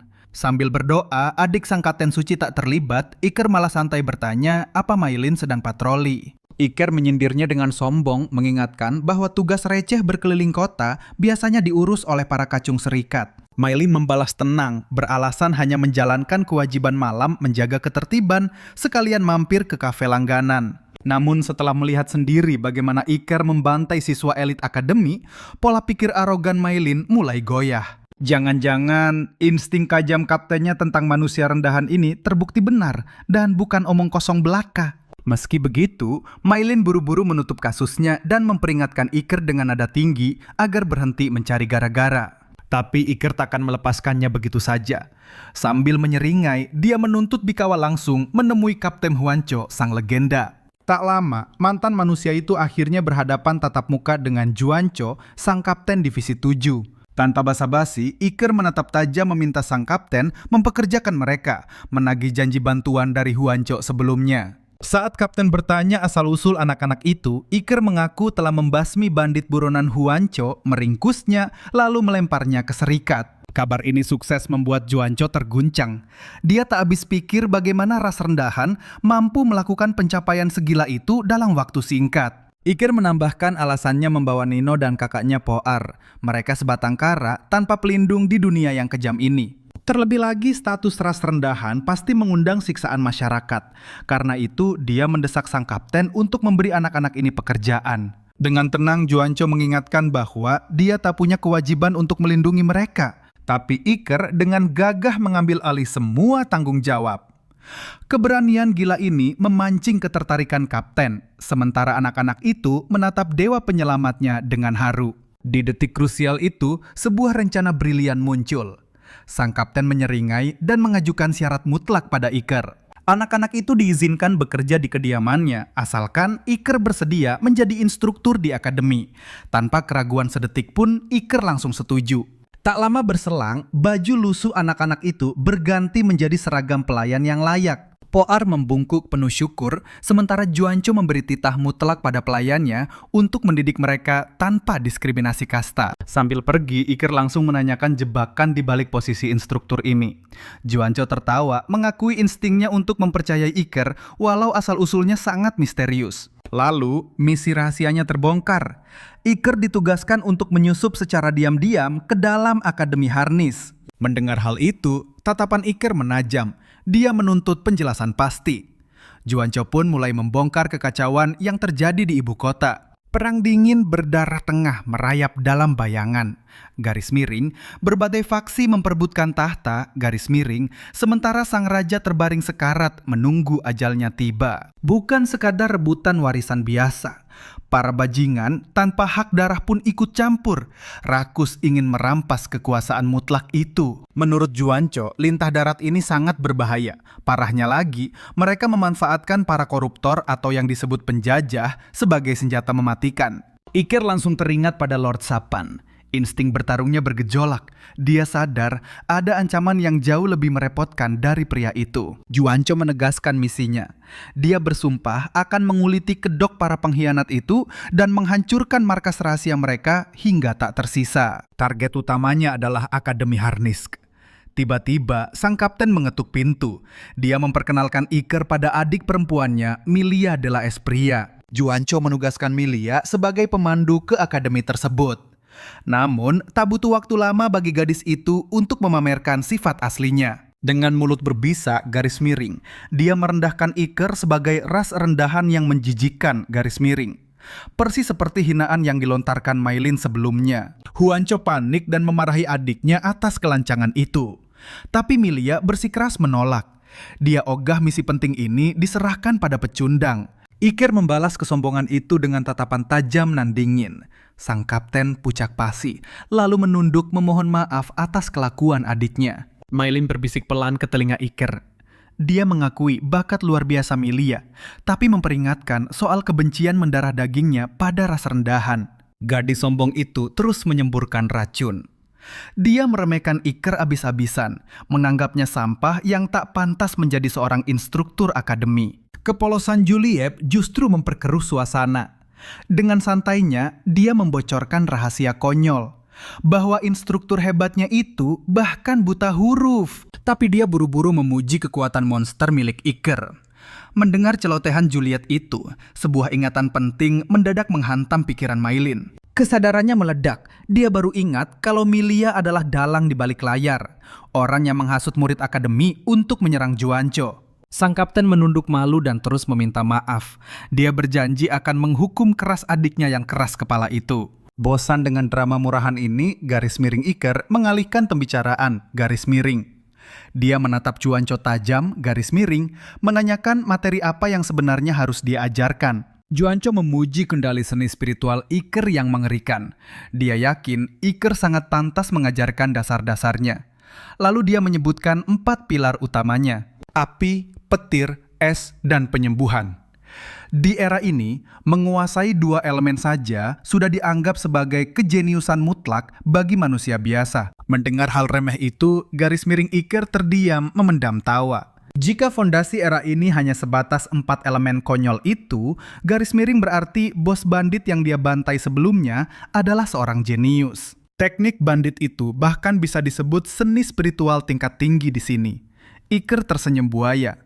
Dia siap merombak total sistem kekuatan era ini. Waktu bergulir cepat. 1 minggu kemudian, hari penentuan tiba. Saat Juliet harus menghadapi ujian masuk akademi yang kejam. Di hari yang sama, garis miring Juancho menyeret Iker bersamanya. Garis miring dia memaksa sang karakter utama mengambil kursi instruktur untuk tahun ini. Ini adalah tradisi mutlak Ordo Ksatria. Rotasi divisi setiap tahunnya. Dan kali ini, beban itu jatuh ke tangan divisi ke-7. Menyusuri lorong akademi yang megah, garis miring Iker berjalan santai di belakang garis miring mata tajamnya, memindai setiap sudut dengan kewaspadaan penuh. Namun, garis miring ada sepasang mata yang terus mengincarnya. Garis miring pria raksasa bernama Rodolfo menatap Iker lekat-lekat. Garis miring mengulitinya dengan rasa penasaran yang menusuk. Langkah mereka berhenti di ruang kepala akademi. Juancho masuk lebih dulu, memberikan penghormatan formal selayaknya ksatria sejati. Sang kepala sekolah tersenyum bangga melihat mantan muridnya yang kini sukses.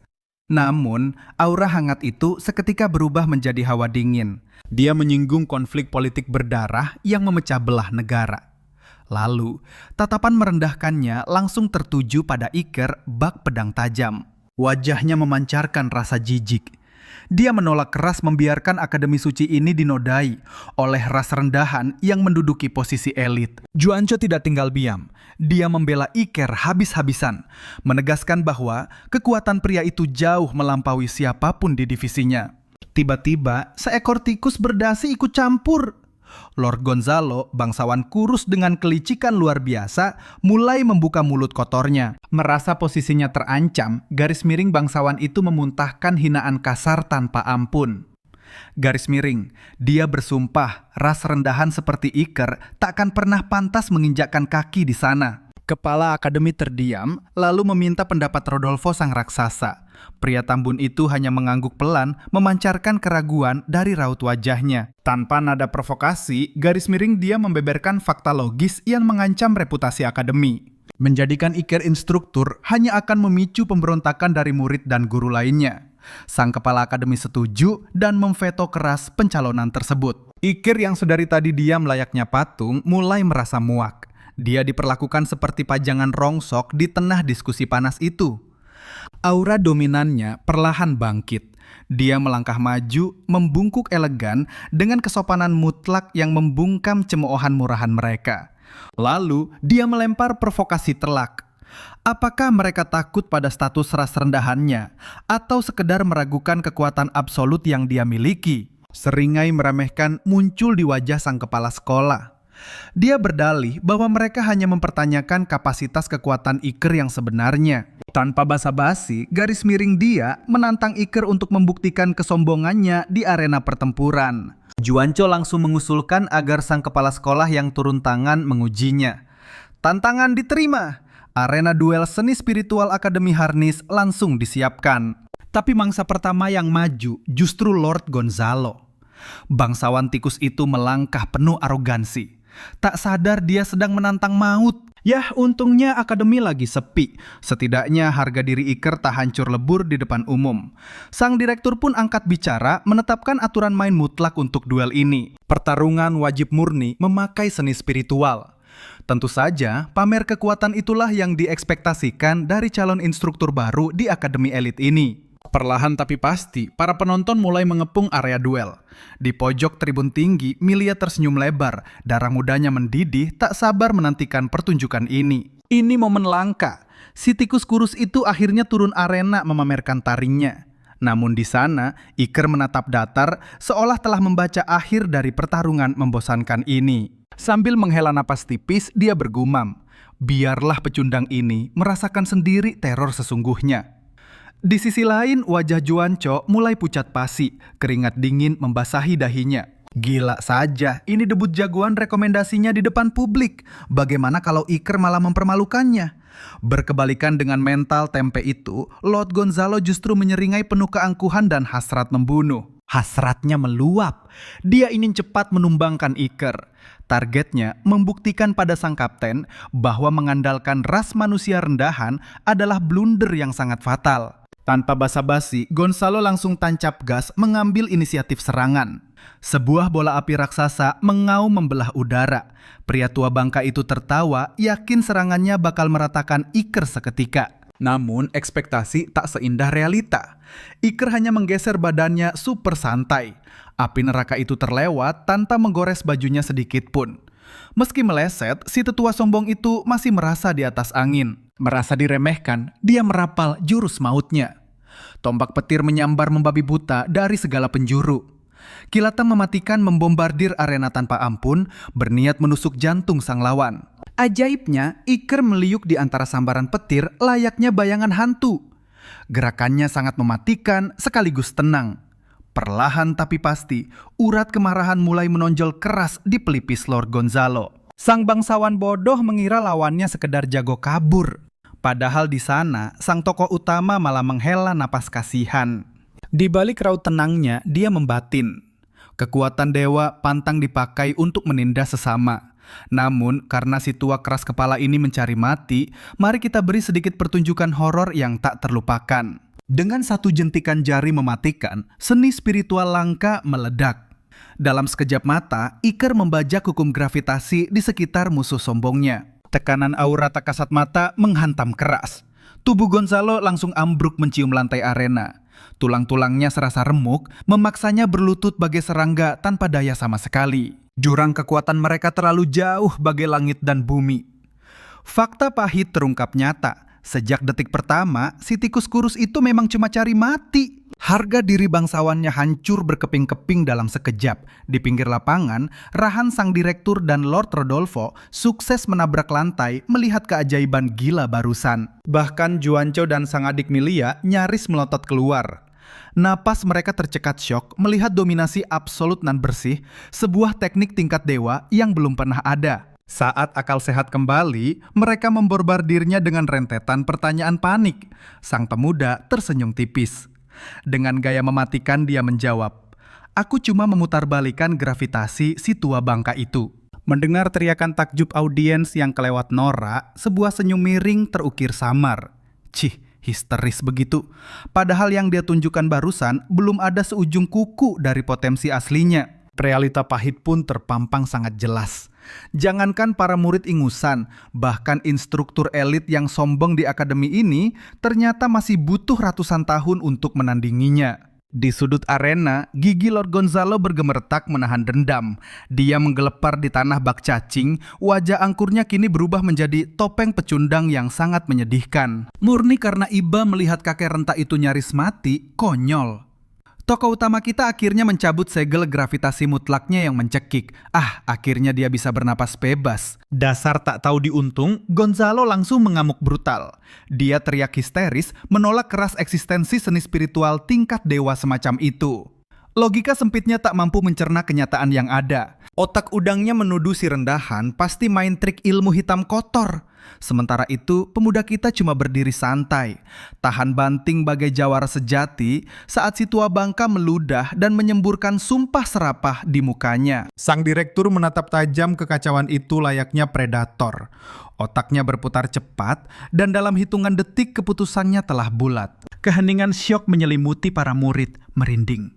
Milia bahkan sampai menggigit bibir, gagal memproses bagaimana cowok antah berantah itu bisa memegang kendali penuh atas kekuatan setara dewa pencipta. Normalnya, ras rendahan cuma punya ampas energi. Insting detektif Milia langsung memberontak. Dia bersumpah, cepat atau lambat, topeng misteri Iker pasti akan dia robek sampai hancur berkeping. Transisi adegan. Melompat 1 minggu ke depan, genderang upacara penyambutan murid baru resmi bergema megah. Berdiri angkul di podium, direktur mendeklarasikan titah mutlak. Akademi Harnis tidak mencetak pengecut. Tujuan utamanya cuma satu, menempa prajurit haus darah, pembasmi monster penjajah dari muka bumi. Yang mentalnya tempe, silakan angkat kaki dari neraka ini. Tapi bagi survivor sejati, tiket masuk menuju tahta kehormatan, harta berlimpah, dan kuasa mutlak telah dijamin menanti di garis akhir. Di tribun atas, gerombolan semi manusia di sekitar Emilia menatap tajam ke arena bawah dengan mata terbelalak kaget. Gelombang anak baru ini sungguh gila. Dan yang bikin rahang makin anjlok, sebagian besar dari mereka ternyata cuma rakyat jelata, bukan keturunan klan bangsawan tajir. Mendadak, semi manusia singa bernama Tobias muncul menyapa Milia dengan gaya asik. Dia tertawa mengejek, tumben sekali sang primadona mau repot turun kasta mengamati acara sambutan yang sangat membosankan begini. Di tengah obrolan santai, mata singanya melirik deretan kursi petinggi dan nyaris tersedak. Gila. Di antara jajaran guru elit, ada makhluk rendahan yang sedang duduk dengan pedenya. Kewarasan Tobias langsung rontok total saat Milia membisikkan fakta epik itu. Yap, manusia rendahan itu adalah guru pembimbing baru mereka. Sambil tertawa jahil, Milia menantang penilaian jujur dari fisiknya saja. Tanpa sensor, Tobias mencibir sadis. Cih, tampang NPC pas-pasan, auranya jomblo ngenes tanpa secerca harapan hidup yang mencerahkan. Milia mengangguk geli membenarkan. Jujur saja, topeng cupu sang pemuda itu juga yang pertama kali sukses menipu insting tajamnya. Di kursi panas, Iker menyadari ribuan tatapan membidik punggungnya. Sinyal bahaya berbunyi. Instingnya paham betul, dia tidak boleh mengendus borok gelap akademi secara terang-terangan di hari pertama ini. Citra dirinya harus dibalik 180 derajat. Kalau aura gembel ini terus menempel, setiap manuver rahasianya bakal langsung memicu alarm kecurigaan anjing penjaga. Solusi amannya adalah berubah netral, menjadi sosok figuran cupu yang terlihat tak berbahaya, karena detik ini juga, dia merasa seolah memanggul papan target raksasa di punggungnya. Setelah siksaan panjang upacara itu tamat, akhirnya bel perang berbunyi untuk jam kelas perdananya. Berpindah ke zona lain di akademi. Lord Gonzalo mengumpulkan para senior elit. Tanpa basa-basi, dia mendeklarasikan bahwa jadwal kelas neraka reguler telah resmi aktif kembali. Dia menyalak galak memperingatkan mereka agar tak tertinggal oleh cecumuk bakat baru yang brilian tahun ini. Namun sedetik kemudian, raut wajahnya menjadi pahit dan urat lehernya menonjol murka. Dia menuntut penjelasan keras, berani-beraninya separuh dari penghuni kelas elit ini membolos seenaknya. Di balik kemarahan palsunya, si tua bangka itu malah menyeringai sinis. Dia sangat tahu alasannya. Para elit ini lebih memilih mati garis miring daripada diajari oleh ras rendahan garis miring. Dan tentu saja, si biang kerok sengaja menyebar rumor garis miring kalau Iker yang akan mengajar hari ini. Tapi anehnya, garis miring guru baru kita ini sama sekali tidak terpancing emosi. Iker melangkah santai ke mimbar. Dengan aura tenang yang mengintimidasi, ia memperkenalkan diri sebagai instruktur teknik spiritual yang baru. Tobias langsung unjuk gigi. Tanpa basa-basi, dia menantang terang-terangan, meragukan apakah ras rendahan ini layak mengajar kelas paling elit di akademi. Sang karakter utama hanya tersenyum tipis. Kalian akan segera tahu, jawabnya santai. Dia bahkan menantang Tobias untuk angkat kaki jika merasa kelas ini di bawah levelnya. Boom! Aturan mutlak langsung ditetapkan. Dia melarang keras para muridnya menggunakan kekuatan suci melawan manusia, apapun alasannya. Melihat wajah bingung mereka, garis miring Iker membongkar fakta melejutkan. Garis miring kekuatan suci sejatinya diciptakan khusus garis miring untuk menghancurkan regenerasi monster koruptor. Sedangkan manusia bisa pulih secara alami. Fakta ini hanya berarti satu hal. Tujuan asli kekuatan itu adalah membasmi penjajah. Belum tuntas dia bicara, murid bengal di kursi belakang malah mengejek, menuduh sang guru hanya mencari alasan karena tak punya mana. Bocah tengil itu ngotot garis miring kalau dia berhak memakai kekuatannya garis miring sesuka hati. Sedikit jengkel, garis miring Iker merespons dengan cara paling badass garis miring. Dia menantang si murid garis miring untuk membuktikan sendiri kelemahan sang guru. Tepat di tengah kelas, garis miring sang guru menyuruh bocah itu garis miring mengeluarkan jurus paling mematikan yang dia miliki. Dengan seringai sombong, si murid bertaruh jika gurunya bisa menggoresnya, dia akan minggat dari akademi. Kilatan petir langsung mengamuk, membentuk tombak energi yang sangat destruktif. Lord Gonzalo yang mengamati dari jauh pun berkeringat dingin. Serangan seliar itu bisa meratakan seluruh kelas, tapi si bocah malah makin beringas. Tombak petir dilempar telak ke arah Iker. Ledakan dahsyat terjadi, menyapu seisi ruangan dengan kepulan asap tebal. Sesaat, semua mengira guru rendahan itu telah jadi abu. Tapi kejutan maut terjadi.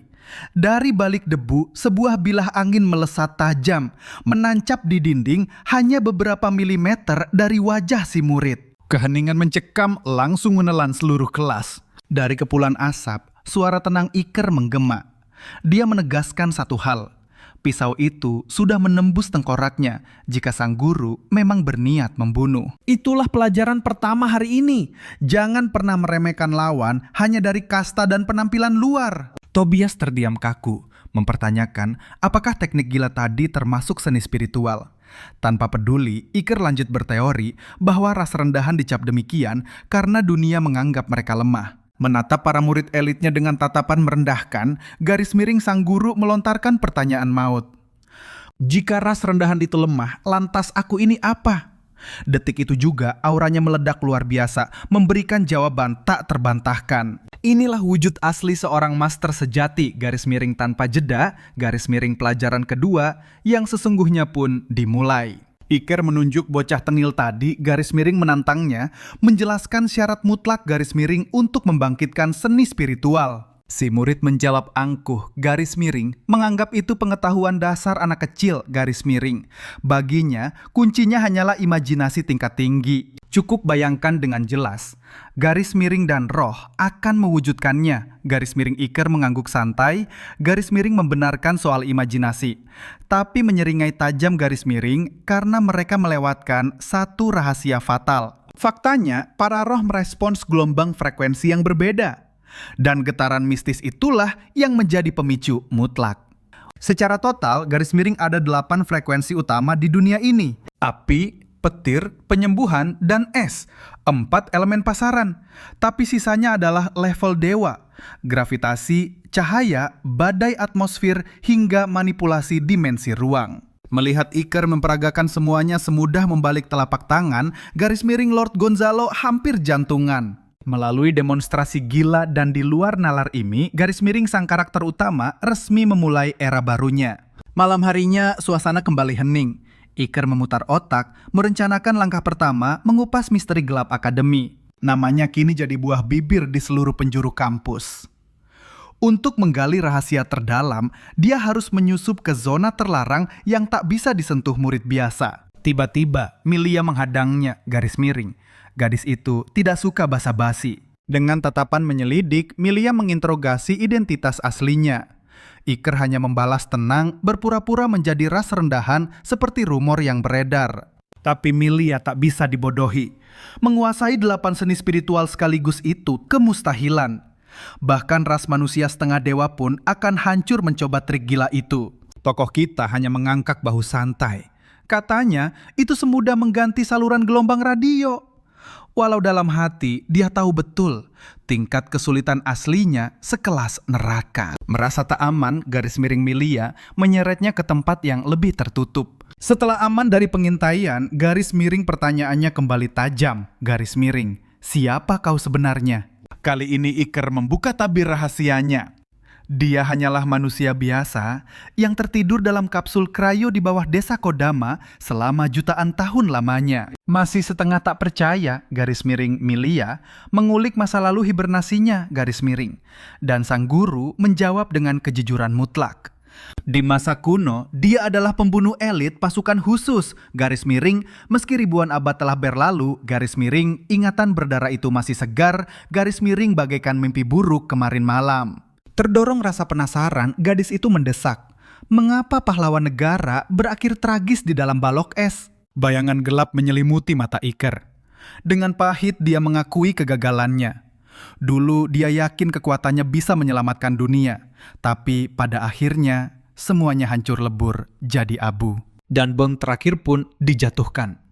Status gurunya bukanlah kebetulan, karena dia butuh koneksi kekuasaan dari klan bangsawan La Espriella. Iker memecah keheningan.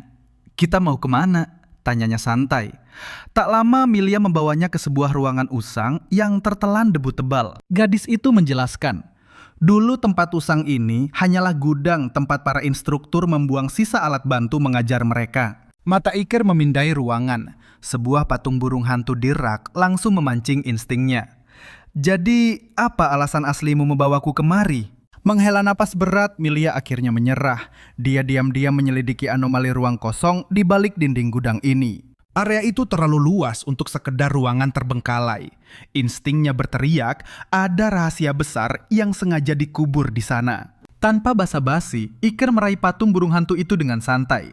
Milia menatapnya bingung, untuk apa menyentuh barang rongsokan penuh debu? Namun, saat tangan Iker memutar patung itu perlahan, seketika, rak-rak raksasa itu mulai bergeser membelah ruangan.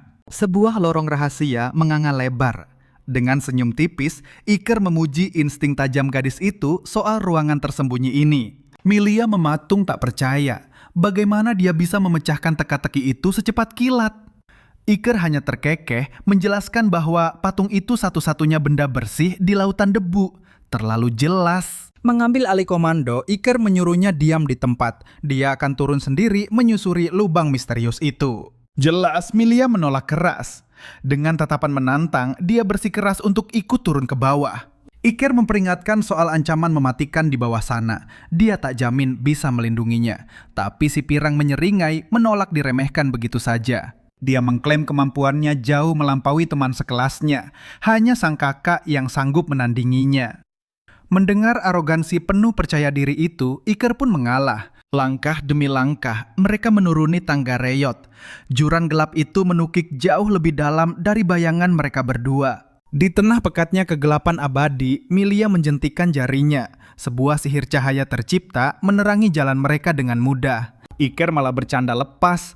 Tempat ini persis area dungeon, tempat bos monster bersembunyi.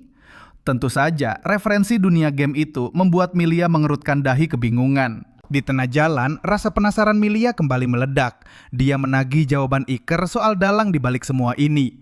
Bukankah memburu musuh adalah keahlian utamanya? Sudut bibir Iker terangkat. Lucu juga melihat betapa cepat gadis ini mempercayai kisah gilanya. Sebagai hadiah atas kepercayaannya, Iker membocorkan satu nama. Instingnya menunjuk langsung pada Lord Rodolfo sebagai sang dalang utama. Terkejut, Milia menuntut alasannya. Iker menjelaskan, karisma pria itu di kelas hanyalah topeng murahan untuk menutupi aura gelapnya yang mencekam. Saat tak ada yang melihat, bajingan licik itu memancarkan aura busuk, persis seperti penjahat yang merancang konspirasi mematikan. Gelagat munafik seperti itu adalah ciri khas orang bermuka dua, tersenyum di depan tapi menyembunyikan belati beracun di belakang. Terlebih lagi, tatapan elang pria itu terlalu tajam jika dia hanya sekedar guru biasa. Benar-benar sangat mencurigakan. Milia membalas, awalnya dia justru mencurigai Lord Gonzalo, tapi Iker langsung membantah keras. Orang bodoh yang gampang emosi mustahil bisa merancang kejahatan sesempurna ini. Iker bahkan melempar lelucon. Si tua bangka keriput itu mungkin aslinya memiliki hati selembut malaikat. Milia cuma bisa melongok mendengarnya. Perjalanan mereka berujung di batas tangga. Sebuah aula raksasa yang tertidur dalam selimut debu kini membentang luas di depan mata. Mata Milia membelalak ngeri melihat labirin kolosal di bawah akademi.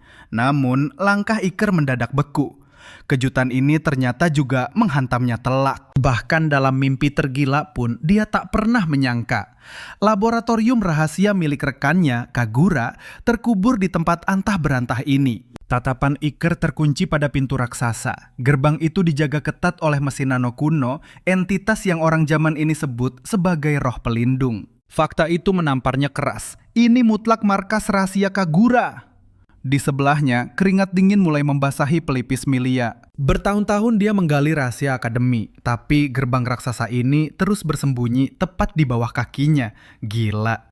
Iker memecah ketegangan. Pintu berlapis baja seperti ini pasti membutuhkan kunci akses level dewa untuk bisa ditembus. Ingatannya melayang pada Juliet di desa Kodama. Pasti ada pewaris lain yang memegang kunci serupa di sekitar sini. Namun, Iker menyimpan satu kartu as rahasia. Dia sendiri adalah kunci mutlaknya. Dengan sangat tenang, Iker mengangkat tangan kanannya ke depan gerbang. Sistem kemanan langsung mendeteksi otoritas tertingginya. Pintu itu terbuka otomatis tanpa perlawanan. Di tengah derit gerbang raksasa, sebuah teori gila muncul di kepalanya. Jika ada pemberontak yang berniat menghancurkan negara ini, pasti pelakunya punya akses ke markas ini. Sementara itu, si gadis pirang cuma bisa mematung layaknya orang bodoh. Otaknya masih menolak percaya. Bagaimana mungkin peninggalan seipik ini tertidur pulas di bawah akademi suci mereka selama ini? Dengan suara bergetar, dia bertanya bagaimana Iker membukanya tanpa kunci. Sambil menyeringai, Iker menjawab santai.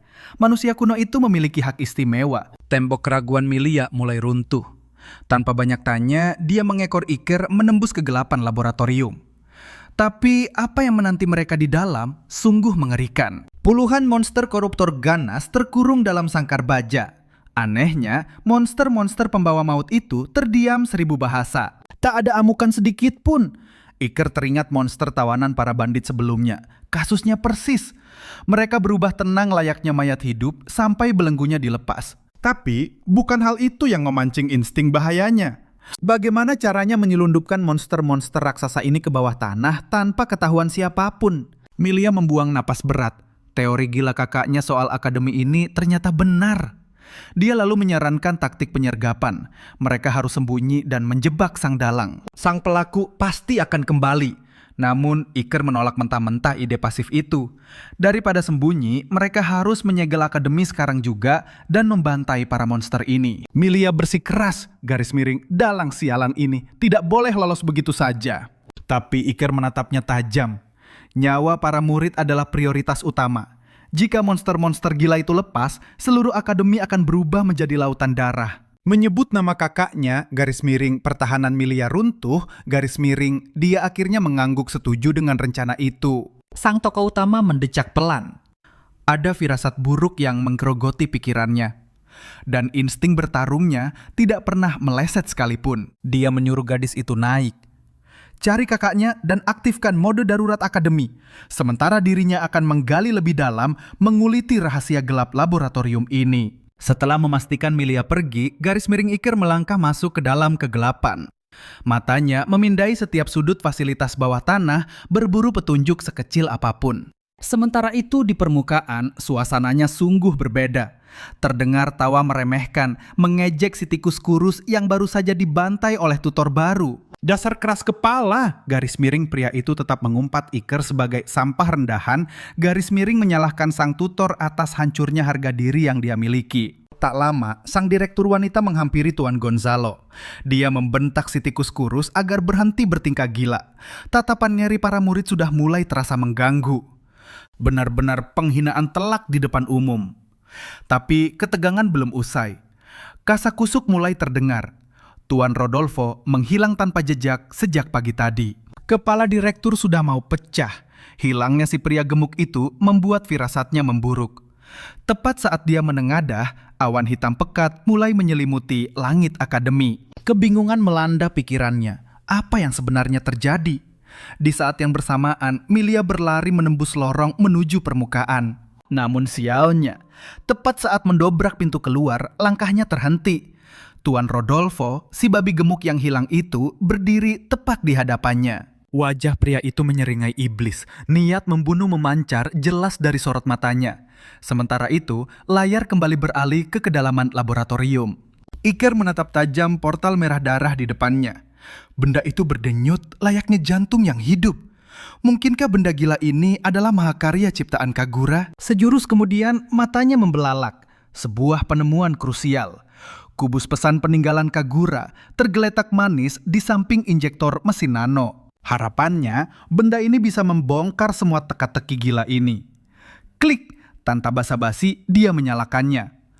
Proyeksi hologram sobatnya Kagura muncul santai sambil menyeruput secangkir kopi. Dengan senyum sombongnya, Kagura menyapa. Dia sudah menebat, Iker pasti akan menginjakan kaki di fasilitas ini lebih dulu.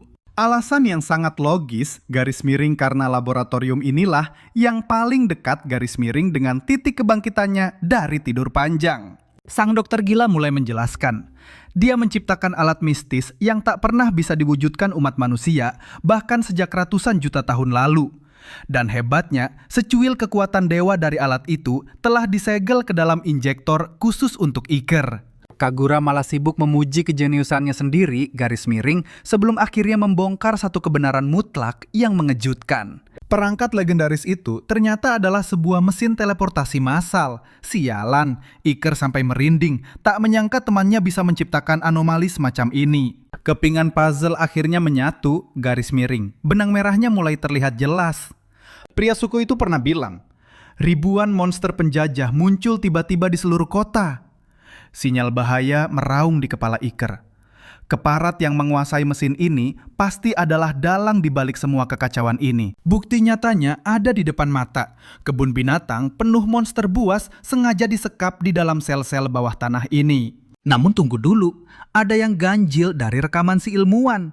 Perangkat teleportasi yang asli seharusnya memancarkan cahaya biru murni. Lalu benda iblis berwarna merah darah di depannya ini apa? Tepat saat jarum jam menyentuh angka 12, mesin itu mengaum ganas, bergetar hebat seolah ingin meledak. Sang jagoan memasang kuda-kuda, siap membantai mimpi buruk apapun yang keluar. Namun kejadian selanjutnya justru membuat darahnya berdesir dingin. Lenyap, ratusan monster di dalam sel menghilang begitu saja tertelan udara. Pemandangan pun kembali beralih. Di permukaan, garis miring Juancho dan para kesatria suci mematung ngeri. Garis miring hujan monster tumpah dari langit ibu kota. Garis miring bagaikan dewa gila yang melempar bidaknya. Garis miring ke dalam arena pembantaian sungguhan. Kembali ke arena bawah tanah yang mencekam, si babi gemuk menoleh ke arah Milia. Senyum psikopat mengembang di wajahnya. Dengan nada meremehkan dia mengejek. Kenapa gadis itu terlihat pucat pasi? Hawa dingin memancar dari Milia. Dia membentak babi keparat itu untuk menyingkir atau bersiaplah mati berkalang tanah. Sedikit terkejut, Tuan Rodolfo terkekeh, mengakui sudah lama tahu gadis itu mengendusnya. Namun sayang, seribu sayang, garis miring langkah cewek itu sudah sangat terlambat. Saat Milia membentak menuntut jawaban, garis miring pria itu tersenyum iblis. Garis miring, hari penghakiman telah tiba. Si botak muka kentang itu mendesah sok dramatis. Rencananya ingin menunda pesta darah ini. Tapi dua tikus kecil yang mengobrak-abrik markasnya memaksanya untuk mempercepat kiamat. Titik butanya adalah Iker. Insting busuknya berteriak bahwa tutor baru itu adalah ancaman mutlak bagi rencana agungnya. Benar-benar penghalang sialan yang mewarisi tekad keras kakak Milia. Tanpa butuh bukti lagi, garis miring dia sudah sangat yakin garis miring Ikerlah bajingan yang membongkar lorong rahasia ini. Waktu bermain sudah habis, niat membunuhnya memuncak. Solusi terbaik sekarang adalah menghabisi seluruh saksi mata di tempat ini juga. Milia mendecih jijik mendengarnya. Berani-beraninya tumpukan lemak itu meremehkannya. Tapi aura mengerikan meledak dari tubuh Rodolfo. Senyum iblis terukir saat dia memamerkan kekuatan absolut yang tak masuk akal. Tapi dasar babi sombong. Dia tak sadar ada bayangan mungil yang mengendap-endap persis di punggungnya. Mengangkat panci raksasa yang ukurannya lebih besar dari kepalanya. Keringat dingin menetes di pelipis Milia. Antara panik melihat gadis nekat itu dan ragu apakah taktik konyol ini bakal berhasil. Bam! Tanpa ampun, Juliet mengayunkan panci itu dengan kekuatan maksimal, menghantam keras tengkorak si babi gemuk sialan itu hingga berbunyi nyaring. Rahang Milia nyaris jatuh ke lantai. Bagaimana ceritanya gadis ini bisa nyasar ke neraka ini? Juliet dengan polosnya menjawab, dia cuma sedang keliling mencari Iker. Keadaan di luar sana sudah kacau balau. Mustahil menyelamatkan nyawa para murid tanpa sang pelindung utama. Dan di tengah kekacauan, dia tak sengaja bertemu dengan murid baru lainnya, Josielis.